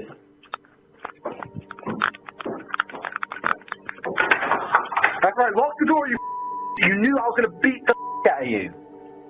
If you behaved, I wouldn't have to hit you, would I? You don't. Get out. You can't stay in there forever. Once again, this is an IQ test, right? Because any guy who's bad with women would look at it and go, takes a woman beater. I say it. Look at the camera. This is what happens, you don't listen. Look at the camera. Why are you getting hit? Why are you getting beaten? You don't listen. You. Do as I say. Any man who's actually a G, who's been around a little bit, would look at the video and go, man, she wants that. The media machine, they'd call up ex-girlfriends and say, if you have anything bad to say about Andrew, we can pay you $50,000 for the story. And they tried very hard. They didn't find any evidence of anything. And I had gone to the shower, I came back and I noticed I saw him raping her. And, People say, why did you in Romania? And I explain my 5 reasons. One of them is the Me Too era. They go, oh, well, you're a rapist. I say, no, I'm not a fucking rapist. But I like the idea of being able to just say, to do what I want. I like being free. And of course, they don't go out. They're not allowed out. You stay in the house.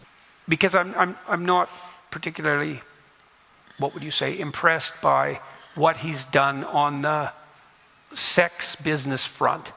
It seems to me a bit on the pimpy side, let's say. I get called a pimp a lot, but and the reason I use the term is because I don't see it as a negative term. I see it as positively inspirational and motivating person. She has to respect you and love you and want to work with you. And that's done through positively inspirational and motivating person. I'm gonna send you a book.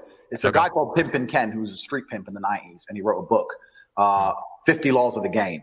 And one of the laws of the game is a hoe without instruction is headed for destruction. They're accusing me of using the lover boy method, coercing them by being nice. Let me read you then what you have said about what you have done. Sure. You have said, my job was to meet a girl, go on a few dates, sleep with her, get her to fall in love with me to the point where she'd do anything I say, and then get her on webcam so we could become rich together. I don't think that's what I personally said. I think that's exactly what you said on your website. No, I've never said that. So yeah, on CobraTape.com I have my PhD program. I think the belief is that you were charged with human trafficking. Yeah, that's human trafficking because what you do is you force a girl to work against her will for financial gain. That's human trafficking. And their justification for this is that girls do TikTok. Some girls I know who they found who say they're not victims have TikTok accounts. PhD is a pimp and hose degree that I'm. Clever. So videos like that and some others have Milk Bar TV being the target of an Andrew Tate defamation lawsuit. Largely, you could argue that Milk Bar TV is using Andrew Tate's own words and video evidence against him to portray him in a particular light, and that light is unflattering to Andrew Tate, as he gave an interview to Tucker Carlson saying that all he is nice and that some girls have TikTok accounts who he knows, and that's the only thing that he's done. When if you take the other clips at face value, that's certainly not what all he's done.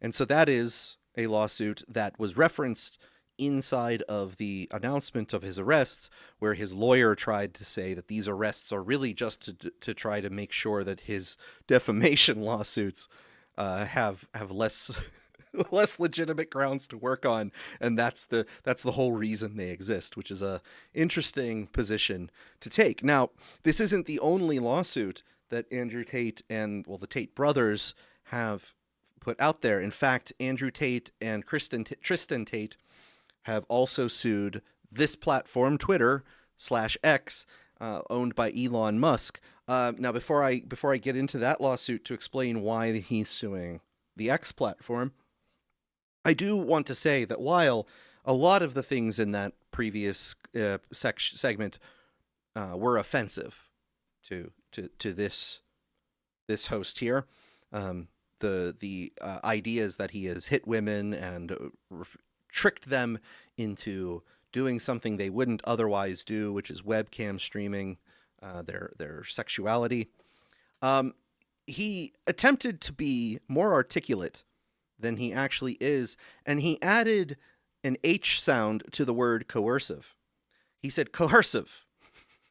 He added an H where it doesn't belong, and I am personally offended by that, in addition to the other things that offend me in his behavior. I just needed to point that out. He said coercive. Now, the lawsuit, again in Florida, the state of Florida, that is against the X platform, is an attempt to uncover the identities of anonymous users on the X platform in order to be able to also sue them for defamation. So, like the clip that I played where Milk Bar TV, the account Milk Bar TV, with the owner out of Australia, showing that Andrew Tate, in his own words, will sue you and waste $1 million of his own dollars just to make sure that you lose thousands of yours, and that he will punish you in the court system and sue you whether he has a legitimate claim or not. That is prospectively what he wishes to do with these anonymous users. These users are likely people of little means, so that is what he wishes to do, uncover their identities to be able to sue them for defamation. So I'm going to read from the lawsuit here against X. This was placed many months ago, probably in March, I believe. 3 individuals or entities, the Doe defendants, known only by their handles used as identification on defendant, X's social media platform, have engaged in constant harassment and defamation against plaintiffs, causing them significant financial, reputational, emotional harm over a period of several years. These Doe defendants are identified currently only by their X handles as Crayon Murders, The Real Susie Wynn, Gadget 440274447, and From the Broken Side. Additional Doe defendants include Avalon IT, Mad About Sheep, Gadget 440274447, CS Skeptic, Thoughts and Players, Usama Broad, Myriel Main, Lucy Marion Brown. These Doe defendants have engaged in a conspiracy to defame and ruin the plaintiffs financially, reputationally, and emotionally through their constant and routine defamatory posts on X, specifically targeting the plaintiffs. More particularly, the Doe defendants have conspired with residents of the state of Florida to engage in a concerted and orchestrated attack upon plaintiffs and with their defamatory statements with malicious intent to cause harm to the plaintiffs. The Doe defendants continue to intentionally and recklessly accuse Andrew Tate and Tristan Tate of heinous crimes, including rape and human trafficking, as well as having sexually transmitted diseases. These accounts, utilized by the Doe defendants and or their co-conspirators, have maliciously, intentionally, and with reckless disregard for the truth come together to form a conspiracy online, in concert with others to defame the Tate brothers, post defamatory information, influence public opinion regarding the pending cases involving the Tate brothers, and influence the outcome of any civil or criminal case. As a direct and proximate result of the defamatory statements of these Doe defendants, plaintiffs have suffered and continue to suffer damages, including irreparable harm to their reputation, as well as economic and non-economic damages, shame, embarrassment, and loss of business opportunity. Is a statement that in and of itself, to a reasonable human being, would be defamatory. And defamatory does not mean it's not true. It just means that it's defaming. It harms the person's reputation. That could be a legitimate action. The act could be a legitimate defamation. So a person who is found guilty in a court of law of murder, calling him a murderer is defamation per se, but it is also true, or at least has been adjudicated true by a court of law, and therefore is counted as true for the purposes of speech. Examples of the defamation and defamation per se is as follows. Quote, forcing women to have your sons is called rape. Quote, when Tate said he loves hitting women, he's not joking. Quote, imagine the pain of finding out your daughters aren't in college but were sex trafficked. The Tates made a point of isolating victims from their support systems. Quote, imagine having to hide from your abuser in a bathroom, probably another girl too scared and brainwashed to come forward. Quote, Tristan is quieter, more ruthless version of Andrew, has a reputation for throwing women out of their homes, including his baby mama and child. Watch the quiet ones. Quote, nothing surprises me anymore regarding top groomer.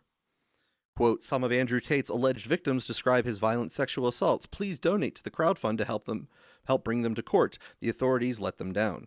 Quote, how many women have had lives ruined from the Tate's PhD course? And again, in Andrew's own words, the PhD course is the Pimpin' Hose degree. The main source of income of these men was pimping out partners and swapping ideas on how to lure fresh prey. I guarantee War Room members are still making a career out of the ruination of females. War Room was the title of one of the things you would get access to. I don't know if it still exists, but early on when Andrew Tate's career, so to speak, he would have paying male members take these educational seminars on that he would provide, and it would give access to a chat forum that he would call the War Room. Quote, Tate's underage parties. One tactic used by the Tates was holding parties, inviting girls of all ages, messaging minors on Instagram, grooming girls with false promises of love, wealth, and a better life. Quote, Tate back to his old game of threatening people into silence. How many more people are going to be threatened with defamation lawsuits? Is he going to come after me, Crayons, Gadget, all his critics? Typical narcissistic behavior. Attack, lie, and slander, but deny everything. Quote, Andrew Tate is threatening to sue me for defamation. Oh no, his beautiful reputation as a sex trafficker rapist has been defamed. It's called a truth defense, you cunt. See you in court. So that was an example in this Tate lawsuit of items they declare are defamation and defamation per se. And now if you take all of the clips from the previous compilation at face value, one would surmise there is an awful lot of things that come from his own words that you would be able to use to establish that you are speaking the truth as you understand it, and would not be held to, would not meet the standard of actual malice, where you know these things to actually be not true, and yet you are still saying them. Now, again, an average human being does not have a spare several $1,000s, which could be in the tens of thousands of dollars, to hire adequate representation to defend themselves in court against what would otherwise be a potentially frivolous lawsuit filed by someone who says that they would gladly spend $1 million just to punish someone who has upset them. So that is something that was on the cutting room floor for many, many weeks that I wanted to get get actually out in the open here. That is something that I've had on my radar for quite a long time. The Tate's defamation lawsuits the defamation lawsuits and the uncovering lawsuit against X. Now, moving forward to another situation involving an alleged rapist, the Maine Democrat primary is in somewhat of a speed run to replace the ousted candidate Graham Plattner, who resigned from his campaigning about 2 weeks ago after allegations that in a drunken stupor he invited himself into someone's house against their will and then subsequently raped them. There is a speed primary that is being undergone that has had candidates attempting to fill his place before the November election. They have a very little time to do this. I don't know exactly how much time they have left, but one such candidate, Ashley Webb, introduced herself in one of the maybe first or only debates for this sort of shotgun wedding Senate primary race for the Democrats to replace Graham Plattner. Ashley Webb introduced herself and was asked the question, what makes you worthy of running for Senate? You have to serve in the U.S. Senate.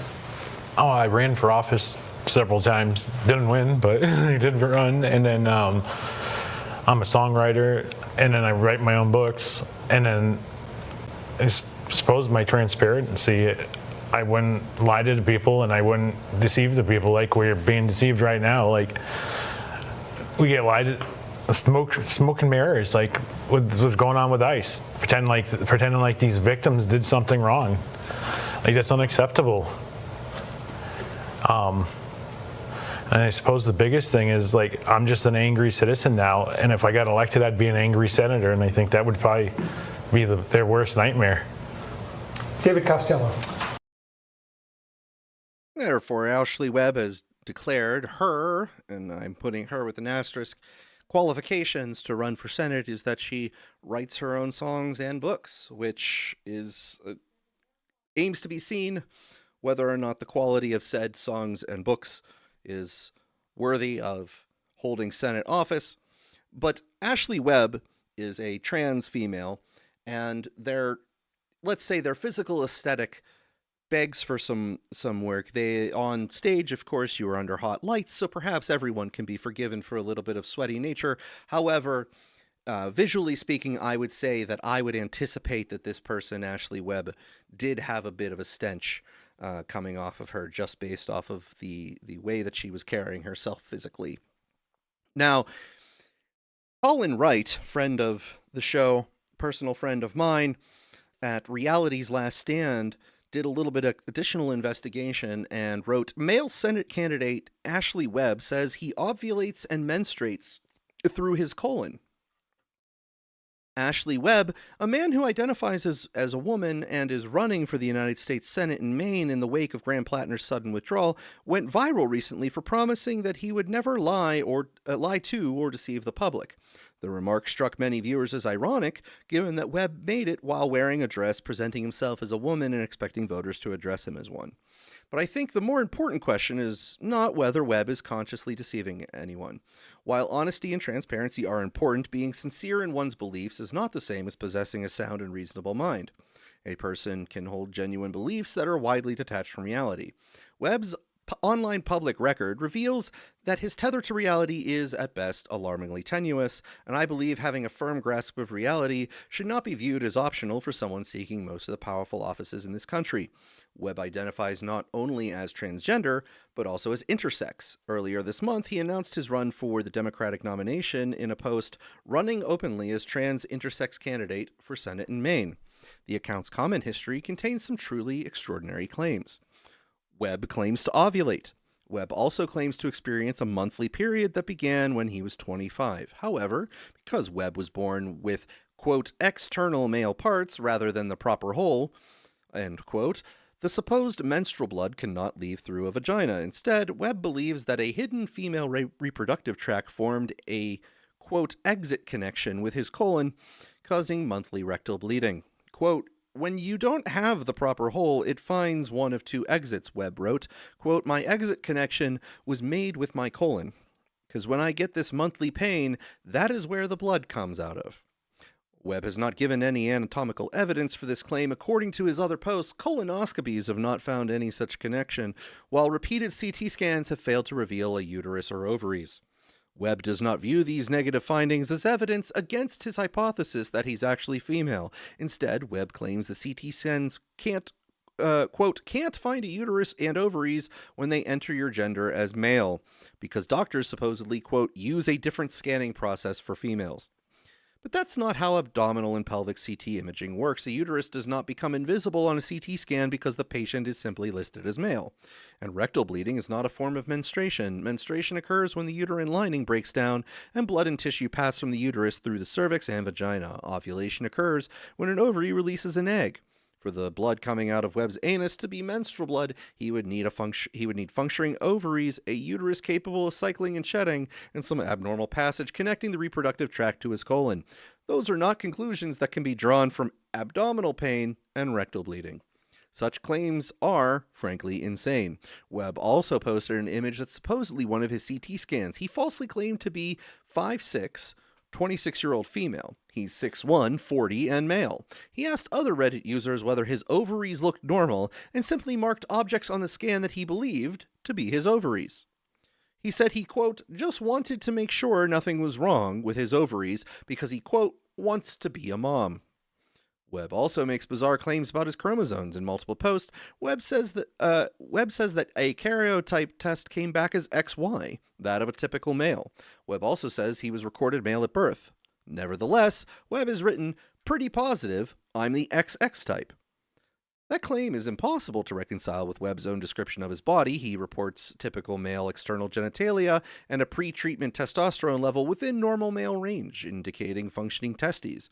Webb is therefore not merely suggesting that he has an obscure chromosomal variation. He appears to believe that he has two fully functioning testes alongside two fully functioning ovaries, and in addition a uterus capable of menstruation.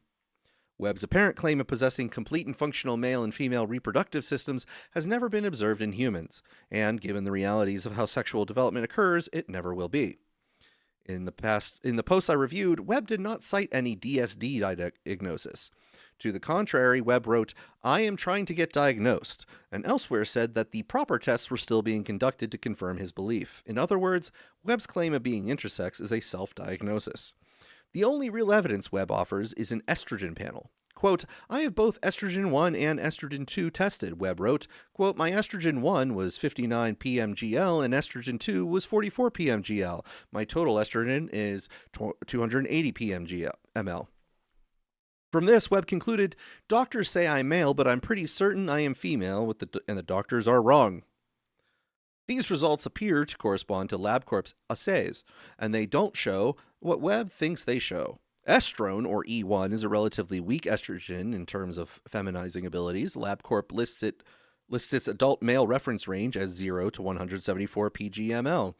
Webb's reported E1 level of 59 was therefore entirely within the male range.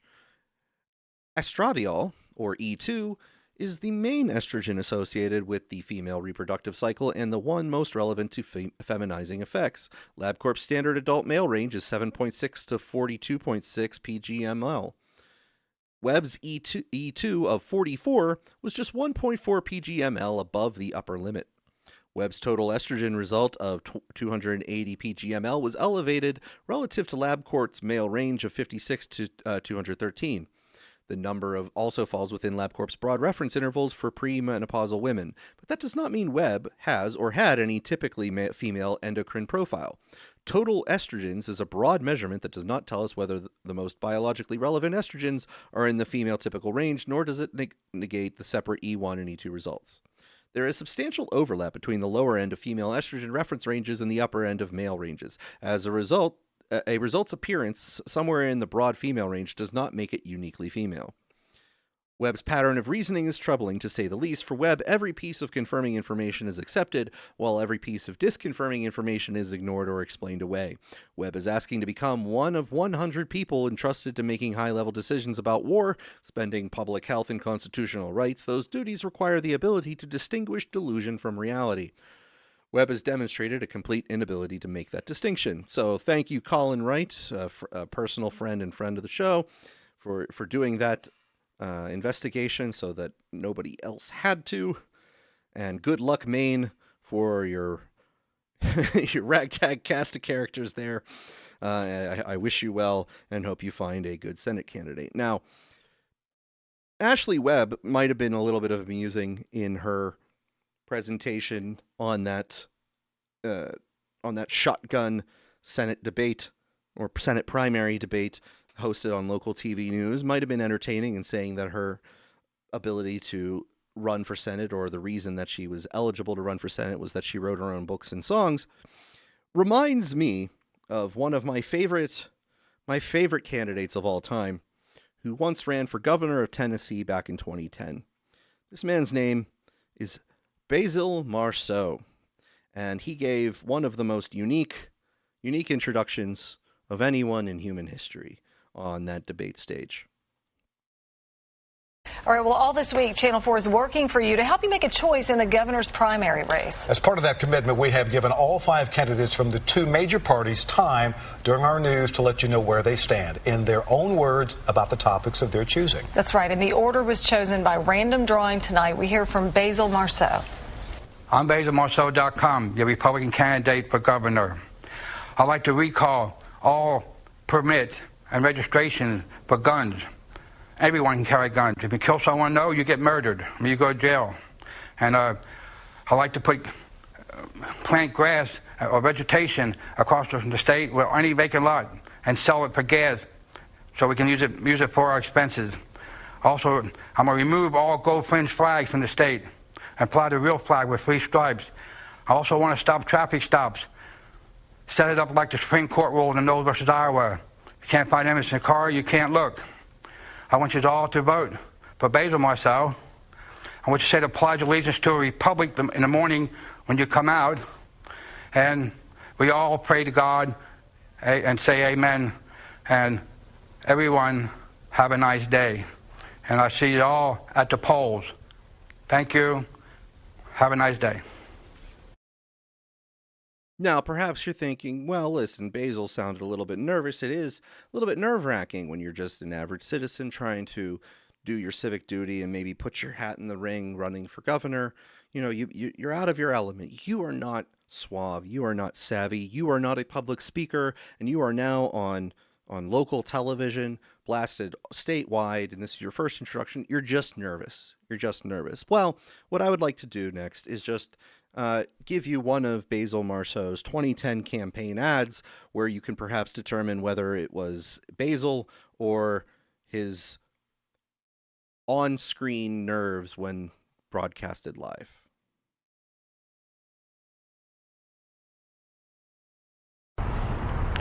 Hello, citizens. This is BasilMarceau.com. I'm your Republican candidate for governor of Tennessee. I want you to put me in this building, the Capitol behind me here, so I can do my issues and make you all more freer than you were yesterday. When I become your governor, I'm going to move the Capitol to Chattanooga, Tennessee, at the State Building where Don Sundquist held his temporary office, so I can clean house and get rid of all the backroom politics that ruined our politics program in Tennessee. That'll probably take a year or 2. So, I want you all to vote for me. Let me clean house. If you vote for me, I won't take any campaign contributions. I'd rather lose than take campaign contributions. So you know I won't be bought and sold. And your right to be protected for eternity, even if I have to write in blood. And I want you to vote for me. And I'll see you all at the polls. I would also plant vegetation on all vacant lots that they take from us when we build roads, and plant and turn it into ethanol and cash it in for gas or money. Then I also stop traffic stops, make judges listen to the oath. Make the flag fly right. Remove the Goldfinch flag from our society. And once again, I ask you all to vote for me. Pledge allegiance to the flag on the day you come to vote. And pray to my Maker, the Lord Jesus Christ, and my Savior. Have a nice day. BasilMarceau.com.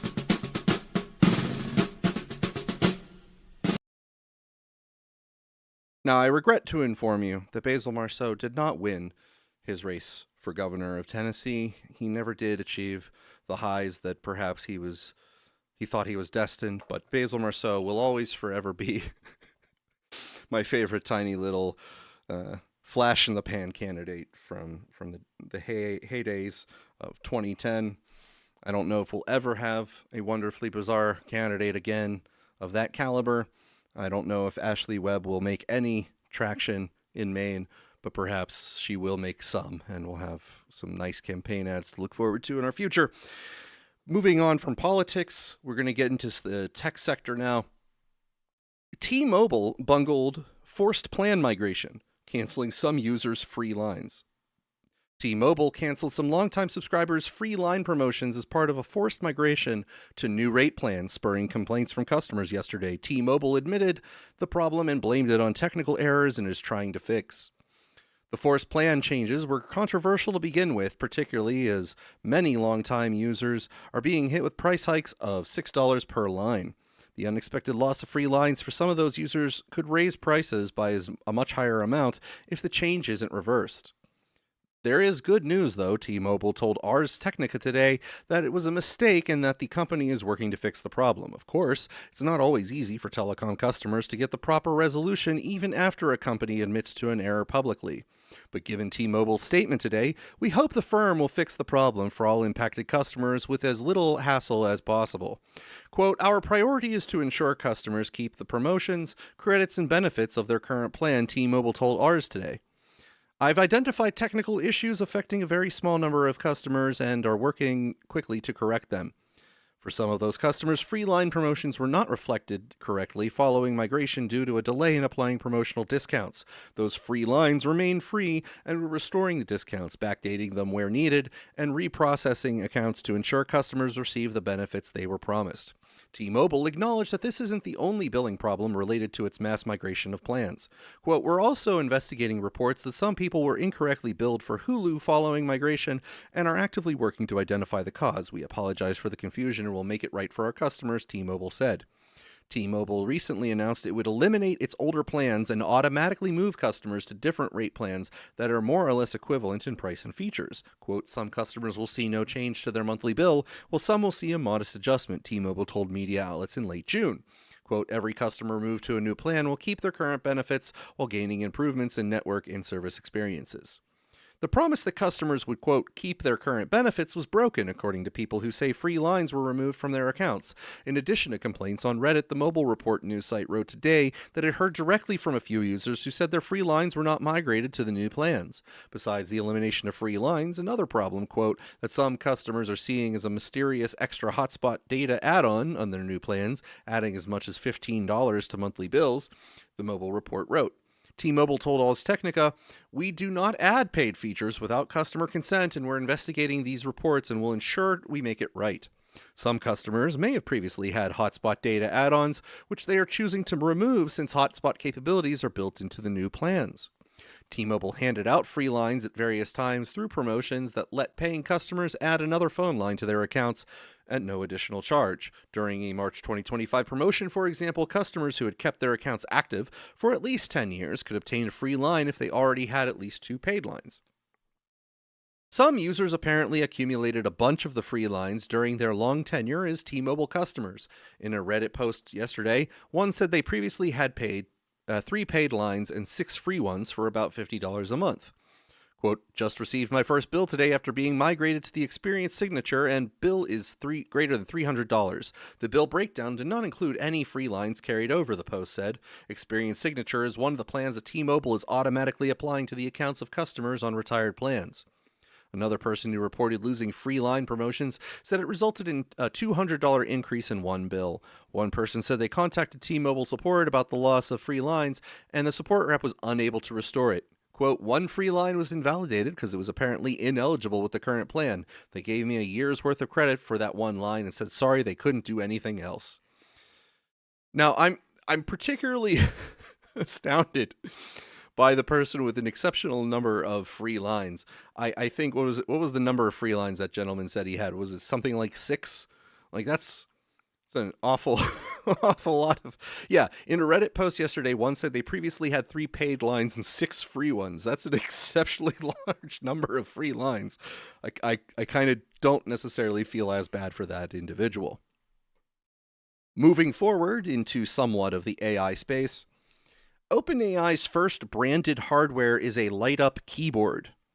Now, OpenAI, last week we said, is being sued by Apple for stealing Apple's hardware technology, or at least designs and proprietary information. The story we went into last week is a bit lengthy, but goes into how OpenAI is reportedly, according to Apple in the lawsuit, recruiting their employees and enticing them with certain incentives to steal proprietary information and bring it over.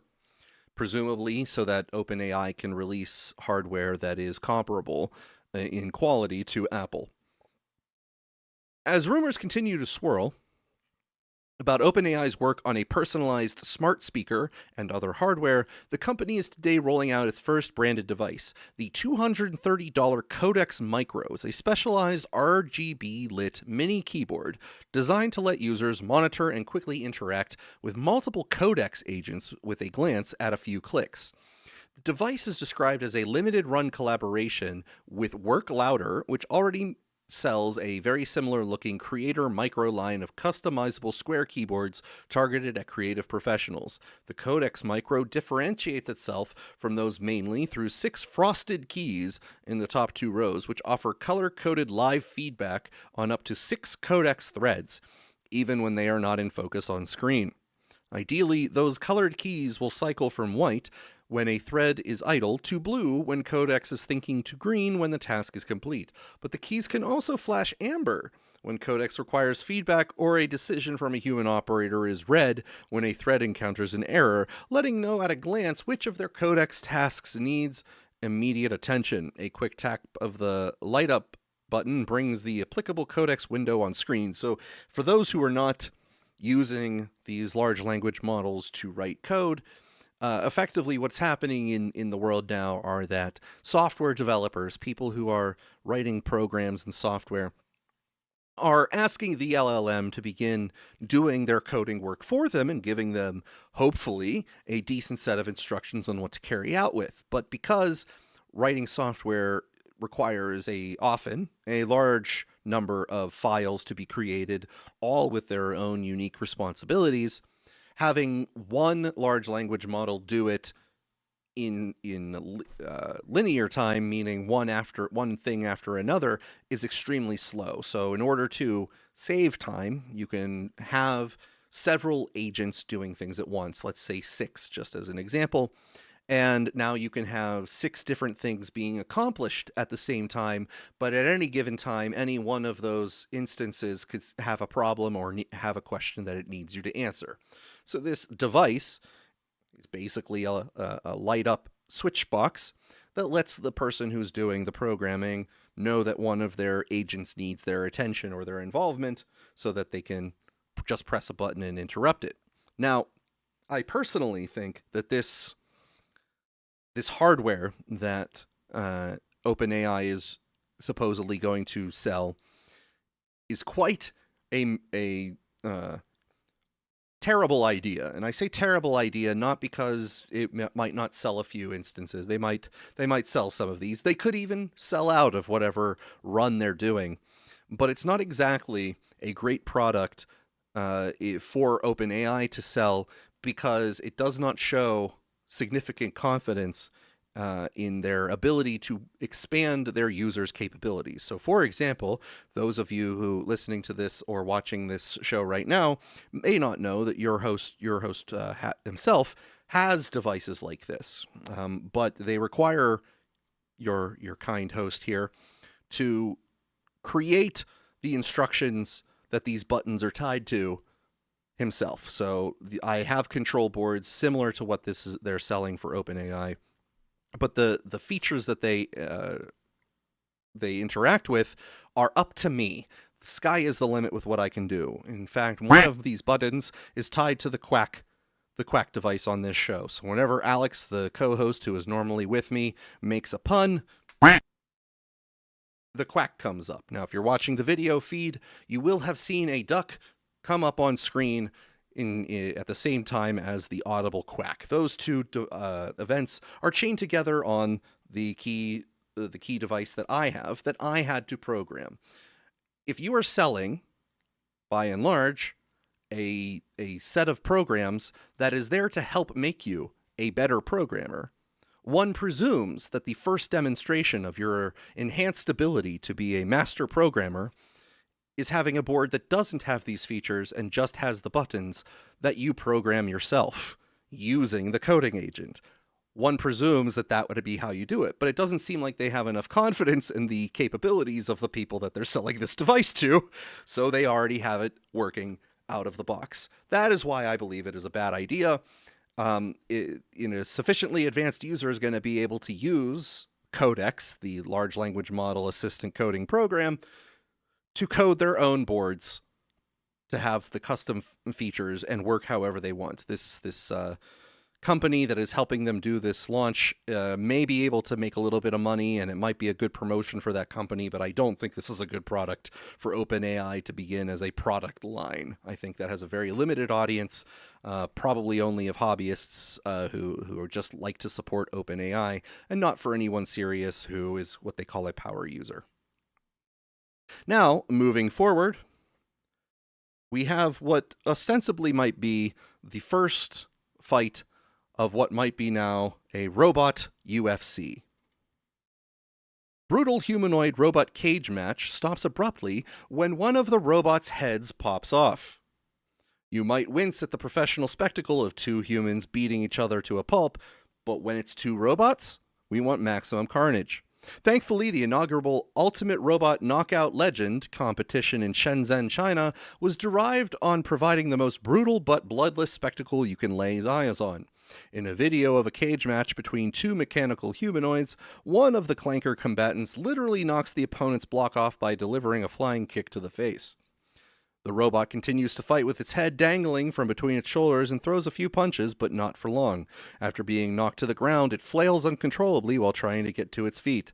The violent jerking severs the cable connecting the hanging head, and the robot collapses onto the ground. The other robot, victorious, dances over the unmoving body.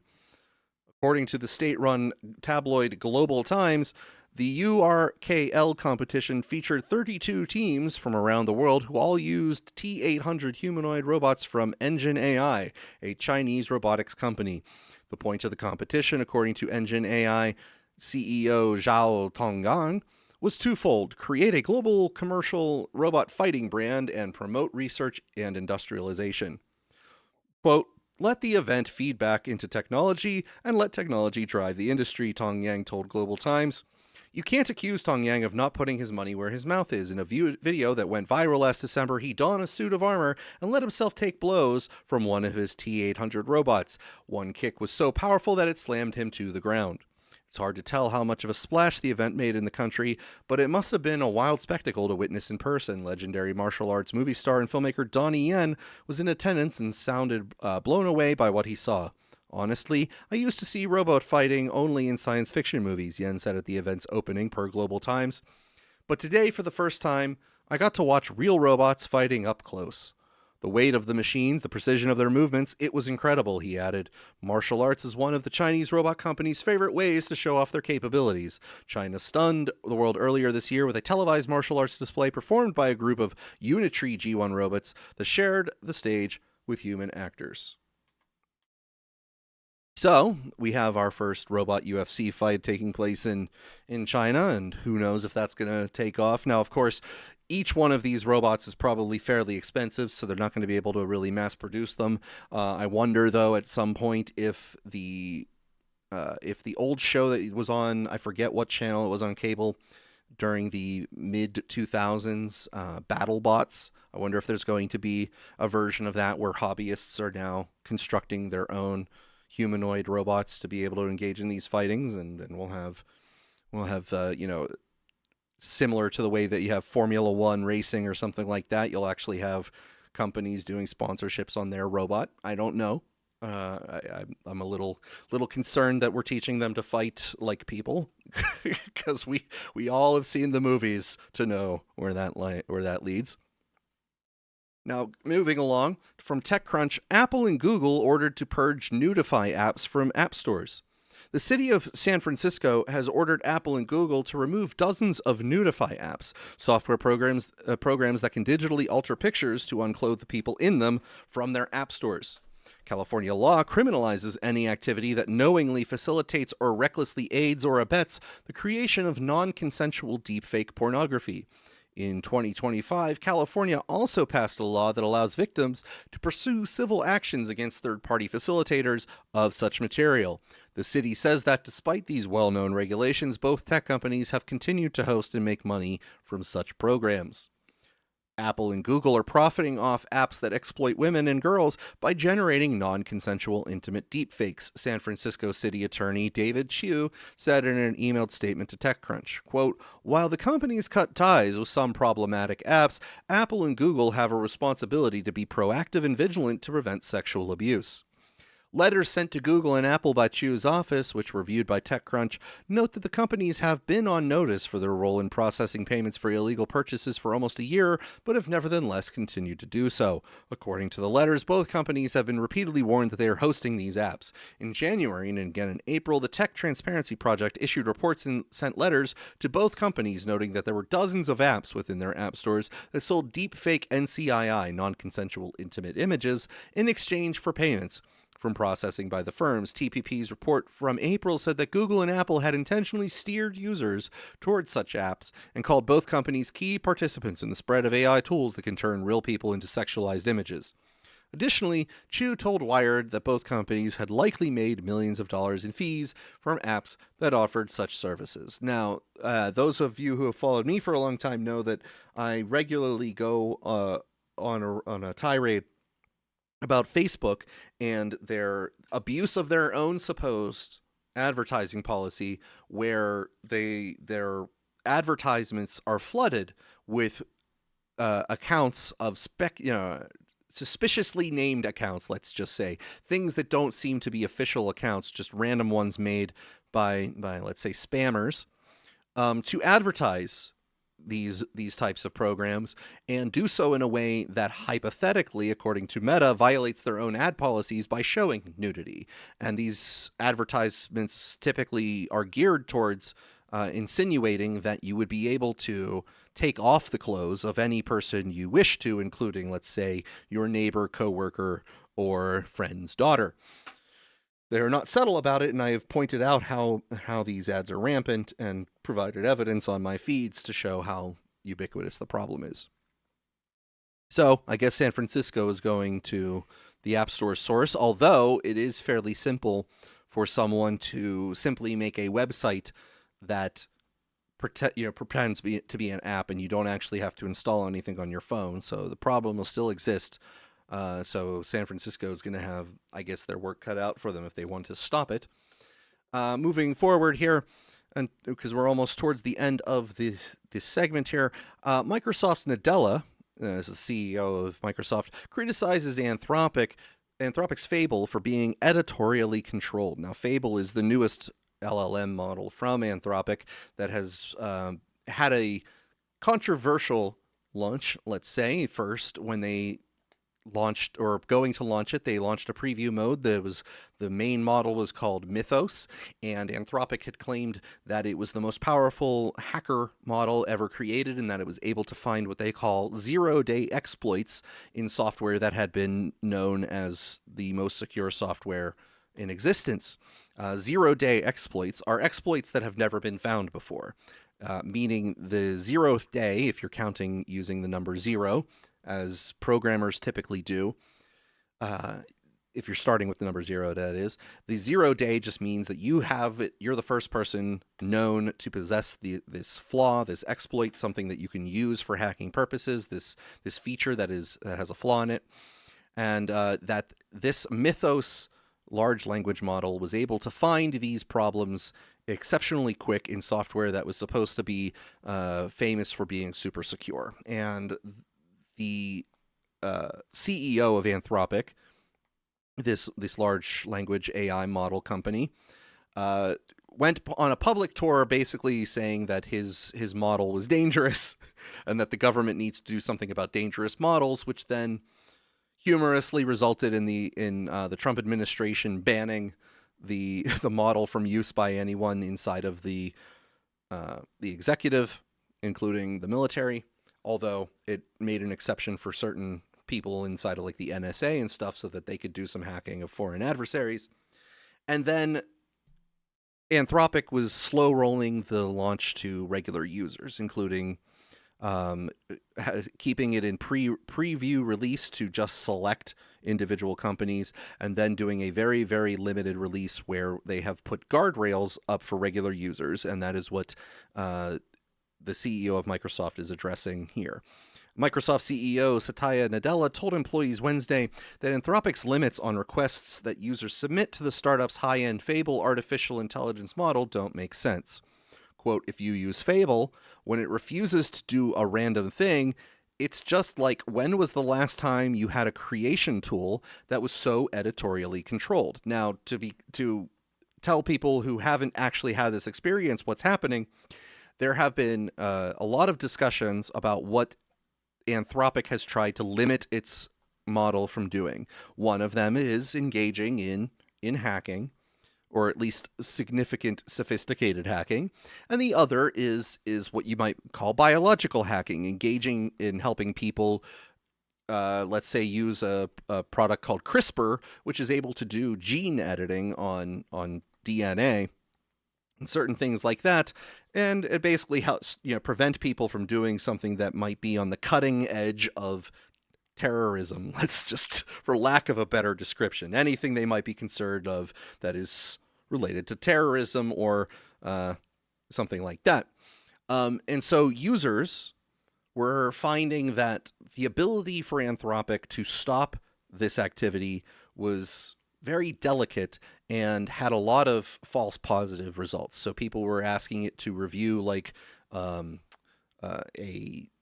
pie recipe, or let's say like a chicken noodle soup recipe, and they were being denied for reasons of like bioterrorism.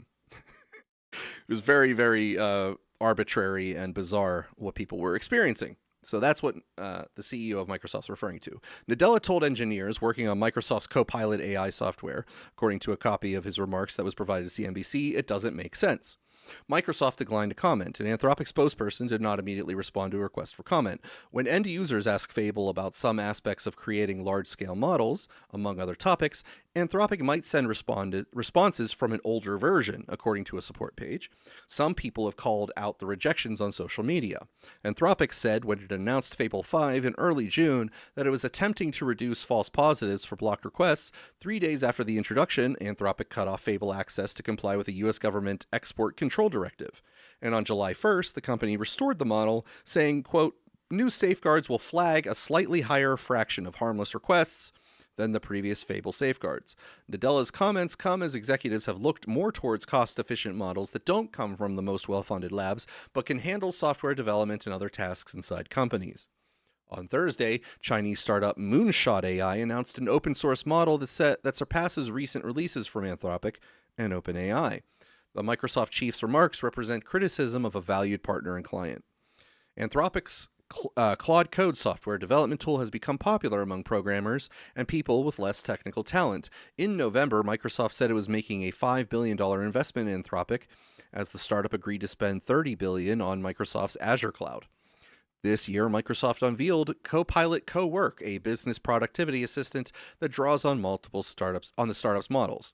Investors have worried that Microsoft could face disruption from models that quickly write software as the company allocates tens of billions per quarter to data center expansion. Shares have fallen 17% this year, while the Nasdaq Composite Index has gained 11%.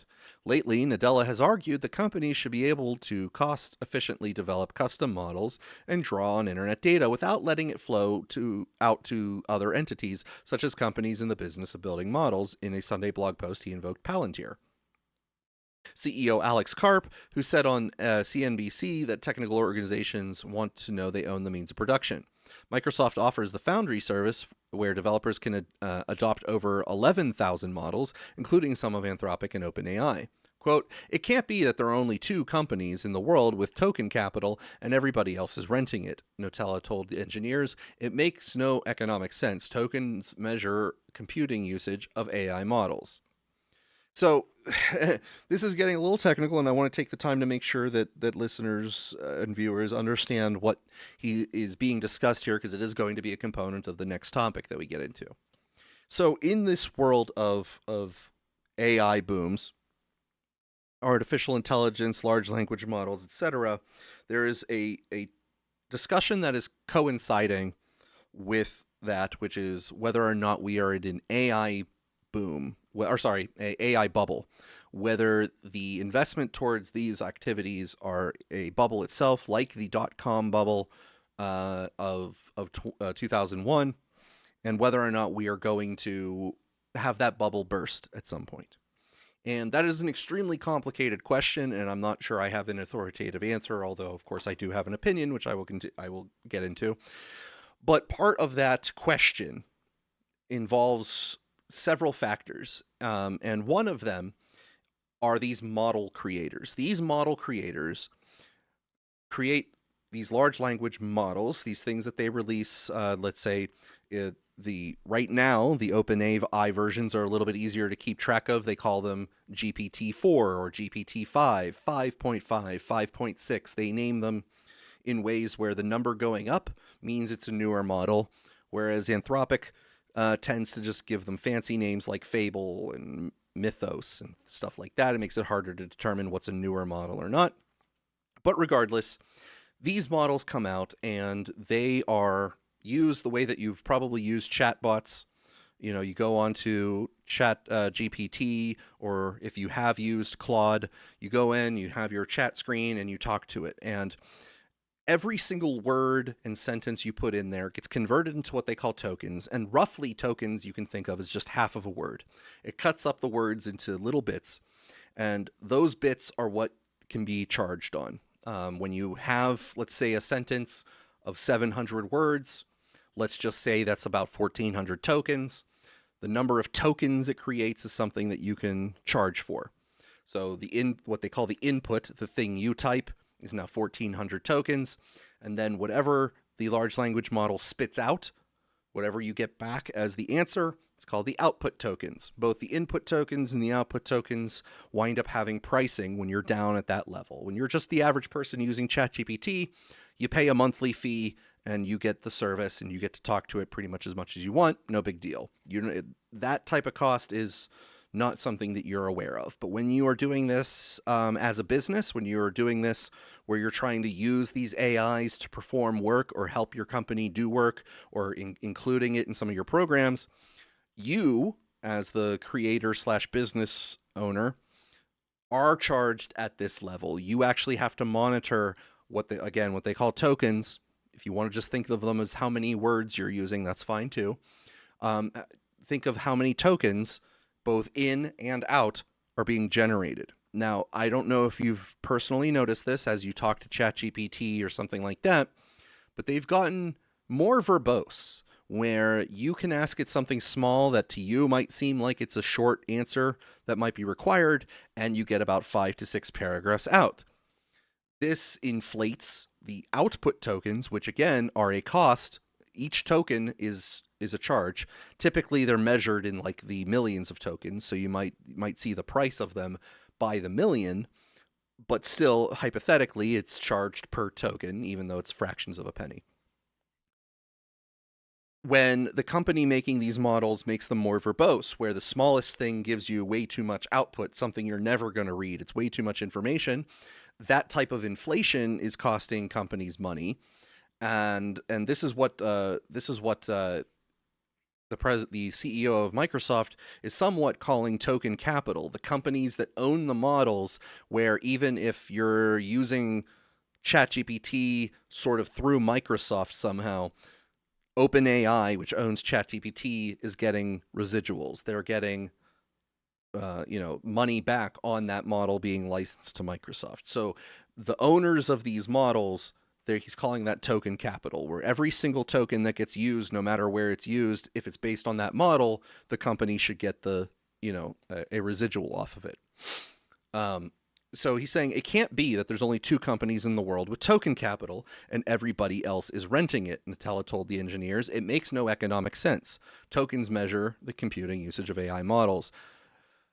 Microsoft tied itself tightly to OpenAI through a series of investments, but the 2 companies drifted and became competing with each other after the abrupt 2023 ousting or reinstatement of OpenAI CEO Sam Altman, with a little notice to Nadella. OpenAI said in April it would bring its models beyond Azure to cloud infrastructure leaders Amazon. Now, the reason that he's making a complaint about the token capital only being held by so many companies is that training these models is a significant amount of work. Elon Musk's Grok, which he started at xAI, was an effort that he had to play catch up on, and to some degrees I guess you could say he did successfully play catch up, but he had to spend an excessive amount of money to build a data center that had more servers and more computational power than pretty much anyone before it. So in order to enter the market as a player, the cost of entry is so high now that very few people can do it, and we are going to wind up where better and better models are only able to be created by 1, 2, 3, 4, or 5 companies. So these Chinese models, which they're calling open source, I'll get into, are becoming a huge problem for that model, and we're going to get to that. So OpenAI said in April it would bring its models beyond Azure to cloud infrastructure leader Amazon. Now, OpenAI had cut a deal with Microsoft about 2 years ago and made Microsoft an exclusive provider of their models. So if you were a business and you are making your programs use these large language models to assist in something, and you're with Microsoft Azure, you have access to OpenAI, and Microsoft pays OpenAI its residuals for your usage. However, Amazon did not get in on that deal, so if you're going to Amazon to try to use large language models, you don't have access to OpenAI's ChatGPTs. Nadella also said it's good for Microsoft, its emerging products for consumer and corporate workers. In March, he announced that a former Snap executive, Jacob Andrew, would take charge of Copilot across both categories. The unification is something we should have done maybe on day one, he said in April. Microsoft said it has over 20 million paid seats for the work-centric Copilot, or 4% of the cloud-based Office customer base. So Copilot is the application that Microsoft has attempted to make compete with ChatGPT and Claude's OpenAI, but its models, the models that they've used behind the scenes have always been terrible. Microsoft's never been able to actually generate a model themselves that has been worth any use. So that's why they are typically licensing from OpenAI. But when he's talking about the token capital, paying another company to license their product when you can't, because you can't make one yourself, seems like it's not a great deal. So China this week or last week, which we're going to get into, has released a model open source, meaning anyone is allowed to download it, anyone is allowed to modify it, and there's no one to pay royalties to for having it, that is competing with the newest Anthropic model and the newest OpenAI model, but the same model that Anthropic just a couple weeks ago was saying was the most dangerous model and the government needed to do something about dangerous models, and it got them shut down. This model that China has just released open source is a competitor now, a fair competitor, but is all in open source, meaning there isn't a company that you would pay royalties to for using it.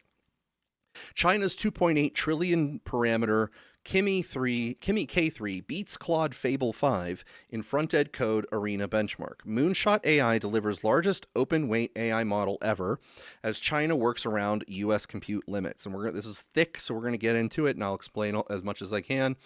And I will open up to any questions if anyone needs further clarification if my explanations are not sufficient.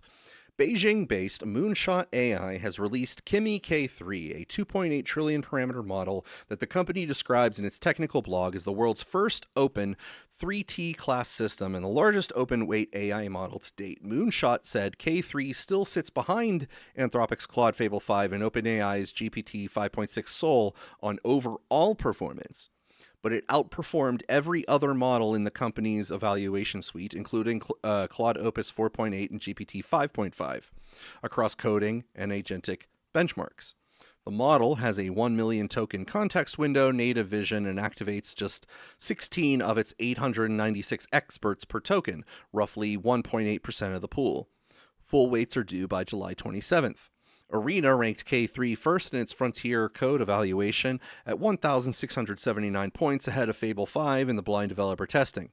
API pricing is 30 cents per million cache hit input tokens, $3 per million on cache misses, and 15 million per output tokens. Kimi K2 launched a year ago at 60 cents per million input tokens, so uncached K3 inputs got 5 times much. Now those pricings are way too technical. I'm not getting into all the nuance of that, but roughly you could see what I was talking about. $3 per million on cache misses, meaning $3 per million tokens.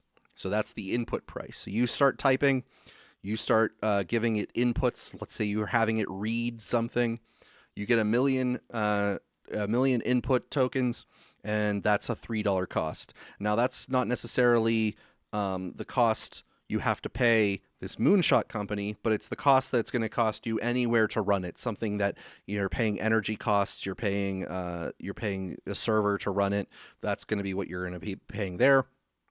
And then $15 per million output tokens. Again, when the LLM responds to you, it gives you your answer back, and your answer is really long-winded and it's way too much more than you wanted it, that's $15 per million output tokens. And that's where people are starting to get upset because the models are giving you much more than you may have claimed that you needed and costing much more of an expense than the input tokens for reasons, but that's getting these businesses upset. Moonshot claims roughly a 2.5x improvement in scaling efficiency over Kimi K2, attributed to 2 architectural changes: Kimi Delta Attention, a hybrid linear attention scheme, and attention residuals, which change how information moves between layers. This is all technical stuff about the improvement that's not necessarily important to the point. Moonshot's kernel optimization benchmark ran on NVIDIA's H200, which is what the blog identifies as a GPU from an alternate vendor, which the company didn't name. Minitron, a Triton-like compiler K3 built from scratch, is charting against Triton in an NVIDIA L20, and to cut down the database card sold in China under U.S. export rules, Moonshot recommends serving K3 on supernodes of 64 or more accelerators, keeping expert parallel traffic inside one high bandwidth domain. Okay, so this model that China has released, according to the benchmarks, performs just under the best models that you can buy from Anthropic, or that you can use on Anthropic or OpenAI. And this is where the AI bubble, are we an AI bubble question, gets really, really heated up, and the economics of engaging in this activity becomes a little bit questionable. So OpenAI and Anthropic and 1 or 2 other companies in the United States like xAI have the capital investment already and the resources at least and the infrastructure to be able to train the latest and greatest models. These latest and greatest models are presumably what people would like to use in the average circumstance on any given day. Most people don't necessarily. There are some people who have nuances and niches, but on the average, people prefer the latest and greatest as opposed to the best last week. And those models are owned by Anthropic or OpenAI or xAI, and only a few companies can really make them. When the company puts all that money into making the model, there is not exactly a clear, direct way to recuperate the expense of making it. So if you consider this just the segment of research and development, making the model is the research and development.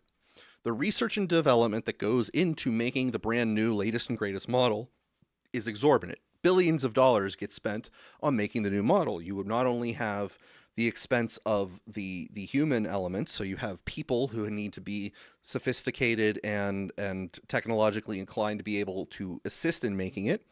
You have to understand the training model the training data and the systems that you're using to try to make the model better, because again, you're attempting to make it perform on the average human task and attempt to beat these scaled metrics that are numerical and being competed against, basically tests you're trying to make it pass that have rankings that can let you kind of say one model is better than the other at some particular task. And you're trying to expend billions and billions of dollars to get this new model created. But once the new model is created, there is no direct line to making your money back.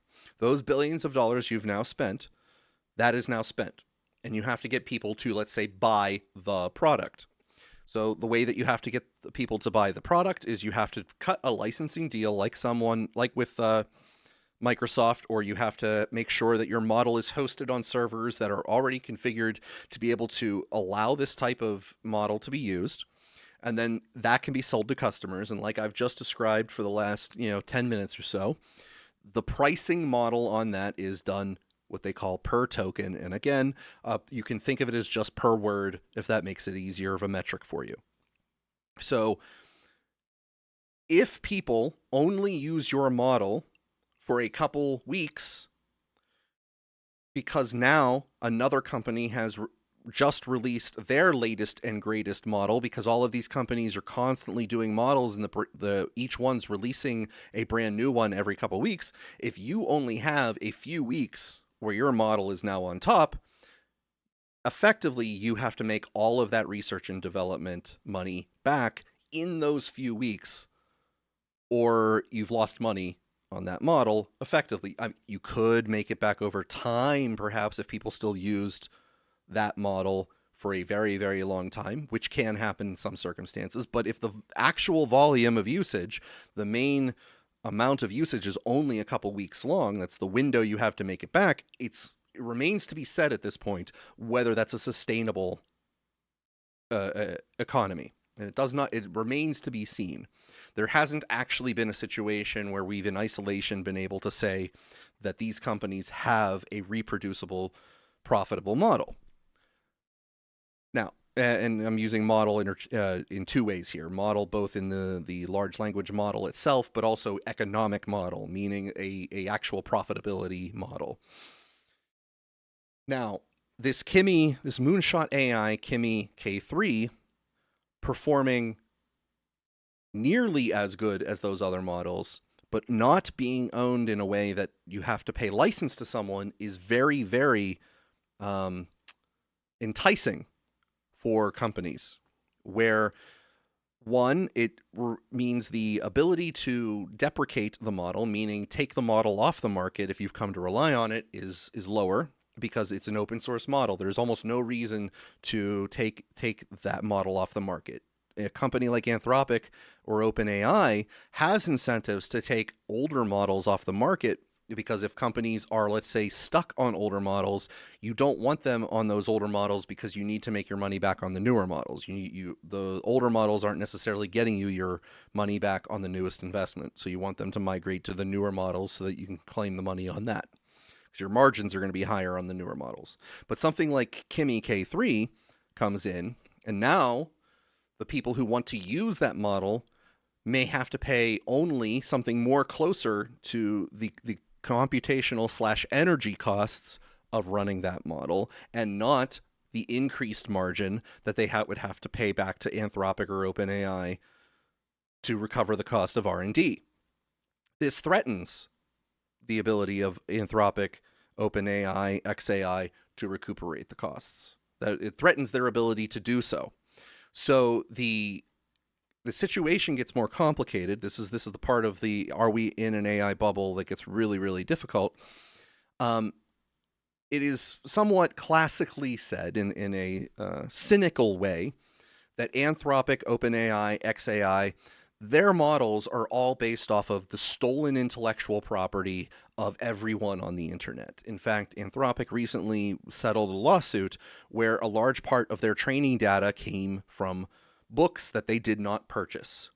They've sort of downloaded or were accused to have downloaded books off of, let's say, the illicit internet and used those books, PDF versions or whatnot, as part of their training data.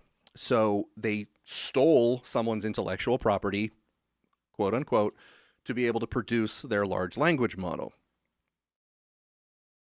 A part of this controversy and let's say international tension between the Trump administration and China in the AI race involves the accusation that Chinese AI systems are not doing all of this work to build the models themselves, that they are stealing the intellectual property of our AI companies.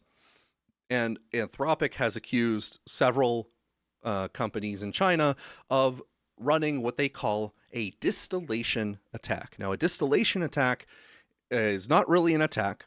It is just an extension of the training process that already exists. So instead of having the books that you're going to train the model off of, or the internet answers, the Reddit posts, or anything else as part of your training data set, you're actually just taking someone else's large language model, you're putting stuff into it, getting the outputs of it, and using that information to help train your model.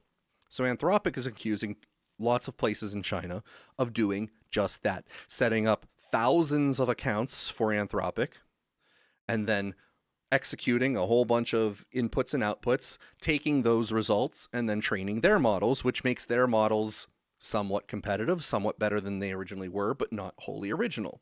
Now, the key irony here is that it is argued that a large portion of the training data that OpenAI and Anthropic and xAI are working off of is stolen intellectual property. And those same very companies that profited, so to speak, off of stolen intellectual property, are they themselves complaining about stolen intellectual property by China? I'm not sure how much of this Kimi K3 was done through, again, this what they call a distillation attack, which is taking the inputs and outputs of another model and using it as your training data. But even if it is a large portion, it is very difficult for that to ever stop, because people, when they use their own large language model, they are in possession of their inputs and outputs directly and could always just save them and use them to train. So there's going to be this information widely available for China to, quote, steal and use in training their large language models to be somewhat competitive with the US ones. It is said, broadly speaking, that some of that is cheaper. It requires less investment when you're just stealing what the large players have created. And if that's the case, the idea that they can recover their R&D is that much more tenuous. It is much more difficult to recover your R&D if you can't charge for that even that short time period of a few weeks when your model is on top. If you can't charge that premium per token, so to speak, you can't necessarily recover your costs. So now, if all of a sudden your time and ability to recuperate your costs is even further taken away, because as soon as you release your version, China has some model that they've now released open source, again, meaning that nobody is charging you per usage like that. You can copy it as many times as you want, copy it, put it wherever you want, modify it however you want. That is a threat to these companies trying to recuperate their R&D. Now, with all that explained, there was a little bit of controversy among some of the players this week that happened on X, and some ideas for what maybe can be done about it to prevent the AI bubble from possibly being a real bubble. Because if these companies are unable to eventually recuperate their costs on building the models, That's where I believe personally the bubble will be found. All these investments have been made to the companies in order to get them to produce better and better models. But if at no point are these models able to recuperate that investment off of just the model building, that bubble will have to pop, because that's not a profitable economic model, even if the models themselves are great. So Dean Ball, the head of strategic futures at OpenAI, posted this on Twitter/X just the other day. Some observations on Kimi. It's a very good model. I don't think its performance can be explained away by distillation, so I'm glad I explained that in advance, or anything like that. In agentic coding sessions, meaning where you're using it to help you code, it seems pretty much on par with the best public models of Q1 2026, so just a few months ago. In my fairly limited use, it also seemed very token hungry.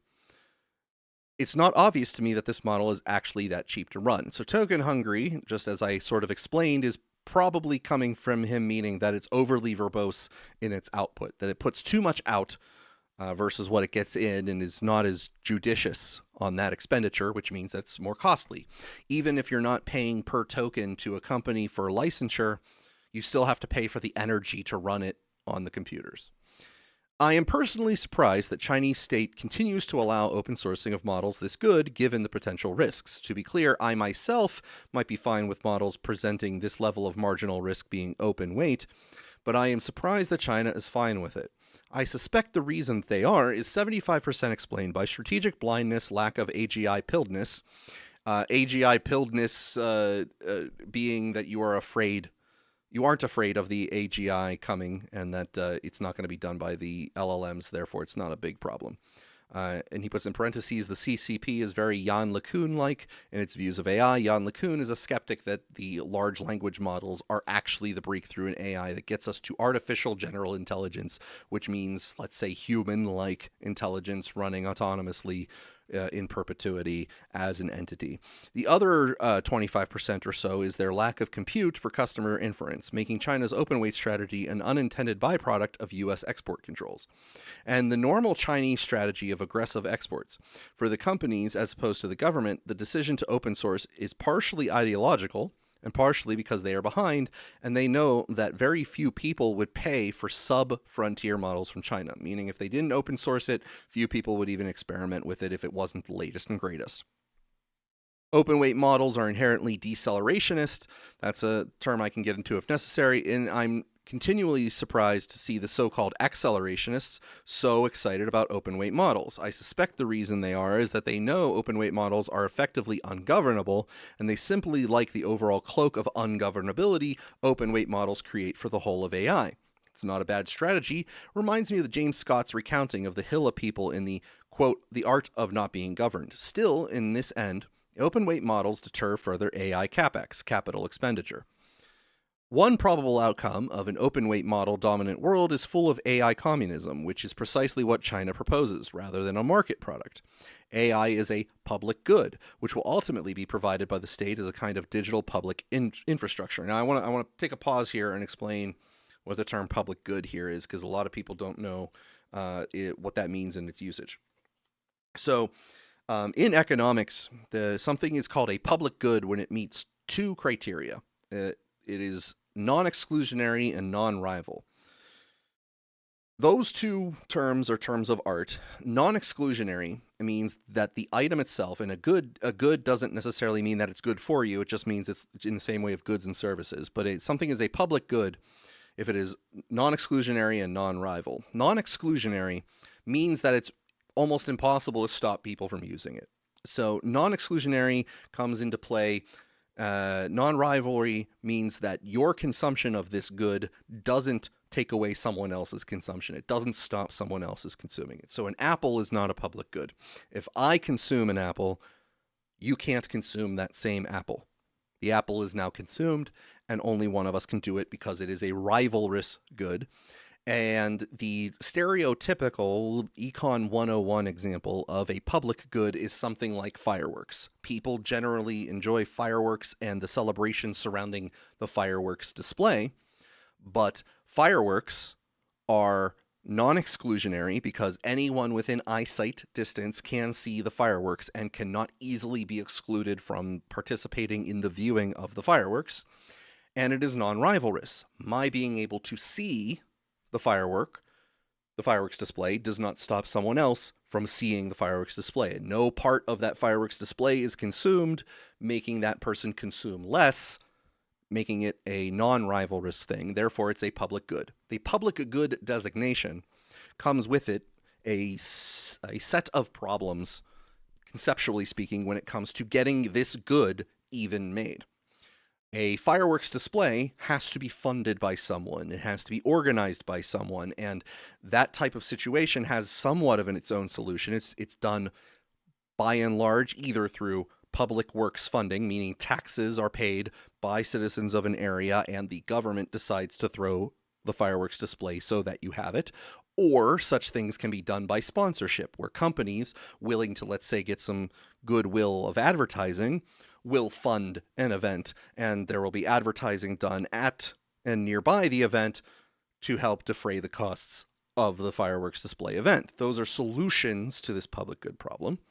But by and large, throughout the 1990s, 2000s internet explosion era into, let's say, the mid 2000s, when things like Napster and LimeWire began to explode, a lot of the things that we considered regular goods started to become public goods, and not meaning that they should be free, but that they wind up having this problem. If you recall, Napster and LimeWire were the first sort of things where community sharing of music and sometimes other things like books in PDF form and viruses, of course, could be had by many. And it seemed it was exploiting this public nature good of the vulnerability in these items due to computers being involved. For someone to make a copy of an MP3 is a non-rivalrous activity. Making a copy of a song, a copy of a PDF book, copy of those items does not stop the original consumer from having it. Unlike in Apple, nobody's copy disappears. You've made a copy. The item in question does not get depleted in its availability. The excludability, when something like Napster and LimeWire were invented, was destroyed. Previously, something like a CD or a tape, they had the ability to be copied, but it was more laborious. It was labor intensive to make the copy. So there was still somewhat of what a marginal excludability component. You roughly, by and large, had to purchase the music from a store, from some place where the music was already in a format that could be consumed. The average person wasn't making mass copies to remove this excludability format. But as the internet carried on, the ability for people to copy music, and of course even now movies, was so easy that those goods wound up effectively becoming somewhat of a public good. And the solutions we've had so far, some people find undesirable. Solutions like Spotify or YouTube Music, things like that, where what you do is you pay a small monthly fee and get access to an entire catalog of streaming. A lot of people say those solutions aren't particularly great, particularly some of the artists who say that that's not great for their bottom line, blah, blah, blah. Highlights the problem that winds up coming with something becoming a public good. It winds up being difficult to find ways of establishing charge because it's not excludable and non-rivalrous. Those two together make it really hard to charge for the consumption of that good or the usage of the good. Now, again, it's non-rivalrous, so a person, if someone listens to an artist's song, that artist should not necessarily be completely upset if that person didn't pay per listen, right? They're not paying every single time they listen to it, but on a Spotify-like platform, the artist sees the number of times their song was listened to and feels cheated by the lack of connection between the number of times people listened to that song and their amount of royalties. Whereas in the CD days, the competition over the physical product and the ability to exclude people from the physical product was where the profits were seen. And I could listen to a song I've purchased on a CD 100,000 times, and the artist would never know that I did that. So there's a disconnect between the ability to tie your the good that you are trying to sell with the purchase of that good because of this public goods problem. And we are encroaching that now in the AI world, leading to a further question of whether or not this AI bubble is a bubble or not. China releasing an open weights model like this, of this caliber, starts to encroach, as I was describing earlier, on the regular models from Anthropic and OpenAI, entering into public goods territory, to the point where when you are producing something that is excludable, meaning you are trying to exclude people from it, they are more likely to just take the version that isn't excluded, something that isn't being held back by gatekeeping, because their argument is that they'll take a little bit of loss on the quality, a little bit of loss for the flexibility of not having to compete with any sort of exclusionary principle. So that is the situation we're in. So he's describing it, AI is a public good, which will ultimately be provided by the state as a kind of digital public infrastructure. So as I was describing the way that some of the fireworks solutions are solved, which is by government taxes and scheduled events for holidays, this guy from OpenAI is somewhat predicting that might be where we are headed. This future strikes me as a dystopian hellscape, but I've never met an open weight models advocate who doesn't ultimately concede this is where things end. You'd be surprised how many accelerationists lobbied me while I was in government to support an 11 or 12 figure federally funded data center so that startups could train models at a subsidy and then give them away for free. There was no other way for AI to progress, they said. Perhaps this is the logical end of things. Nonetheless, I find myself surprised to see supposed accelerationists excited about such an outcome. I think many of them just don't know what they are doing. Many accelerationists do not view the creation and serving of frontier models as a legitimate business. So I think what he's doing here is describing the thing that I've been talking about and explaining somewhat at length here now today. Many accelerationists do not view the creation and serving of frontier models as a legitimate business. So again, that R&D recuperation cost is a problem. I would guess that the Trump administration will at some point realize that their best strategy here would be to create large amounts of regulatory risk around the use of open weight Chinese models. You don't need to ban open source, as one of the dumber motifs of AI policy discussion has unfolded. You just need to direct every agency to issue soft law that creates fear, uncertainty, and doubt. Quote, a Federal Reserve Advisory Bulletin found that there may be backdoors in Chinese AI models. It needn't be that well justified. You just create enough regulatory risk that every regulated enterprise backs off. You probably don't want to create so much regulatory risk that you scare off the hyperscalers from serving Chinese models. Hyperscalers are the companies that are involved in building the large AI data centers that let you run these models from.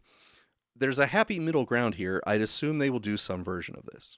It's probably true that open weight models of this capability make the world a bit more dangerous, but not so much more that you'll really notice. At some point, the models will be capable enough that you will notice. Quote, a non-living, invisible, dangerous, and infinitely self-replicating agent escaped from a Chinese lab, you say? Color me shocked. So that was the post from he's the head of strategic futures at OpenAI, discussing, in his words, some of the economic problems that I've been trying to lead into here. Then the account Beth Bezos, who is that's not his real name, it's a play off of Jeff Bezos, but he is a former Google DeepMind employee, replied to this, or quote tweeted this thread. He says, memes aside, I do think Dean points out a predicament we're in. He's not wrong that if there is no way to privatize some of the gains from model making, the rate of AI capital expenditure growth will inevitably slow down, or as I'm referring to it, this is my aside, the bubble. All that investment going into these things will wind up not profitable, and then all of that profit just becomes spent debt. It's now just debt. owned by the companies. China is trying to squeeze our capitalist system with this tactic. I do not think soft regulatory risk increase around open source is the way to go. I do think that adding import tariffs on Chinese open source models is a much better hammer. That is, for any business running Chinese models as a service, they are taxed per token at a rate depending on the model capability equivalent market price. This both protects American frontier closed labs margins that they can reinvest in capital expenditure and gives an advantage to local US and allies open source models. Chinese token tariffs is better than regulatory uncertainty for open source AI. The tariff revenues should be then invested into the big and little tech companies with favorable terms to fund their capital expenditure. Some could be through some debt mechanism through equity. This would give citizens automatic skin in the game too. This is the way to beat China, in my opinion. Now, that's his opinion, even though the words were in my opinion, but that's his opinion. And I do not like either of those solutions, but I'm not necessarily proposing anything specifically in place either, because sometimes the world does not provide you with solutions that you may want. I find ideas like this, the Chinese token tariff proposal here, ill-formed and not well thought out. I don't think he spent exactly as much time trying to think this through, because I think if you were to try to explain what you meant, it would wind up in definition hell and you wouldn't be able to put your finger on it. So let's pretend that we had this idea, this Chinese open source model tariff tax. Well, what makes something Chinese? All right. Well, I guess presumably you can say if a Chinese company, official company, puts out this model as an official release, and that it is something that is then Chinese. But then that starts to beg the question, is anything that has had Chinese origin at any time, and I want to fix myself, it raises the question. I don't want any jerk autistic philosopher to come back to me and says begs the question is the wrong phrase. I understand that. Raises the question. Is any history being touched by a Chinese firm or anyone in China make something a Chinese model? These models are not permanently fixed. You can always change the way that they are trained. You can take a model that already exists, you can retrain it and add on to it. You can add new training to it to give it new capabilities. And a lot of these models are based off of that premise, that you can take something that's already performing and retrain it and continue to train it. There is no actual baked-in stopping point for these models. So it raises the question, does anything that has ever had Chinese history, is that a Chinese model? How much extra training do you need to do on a Chinese model to no longer make it classify as a Chinese model for this tax? Or do you have some quantification of, quote, how much training you add on to it that, let's say, gradually reduces the amount of tax? Does it as a scalar cost, like maybe half of it, instead of the full tax, it's now half of the tax because you've done X amount of additional training on this Chinese model?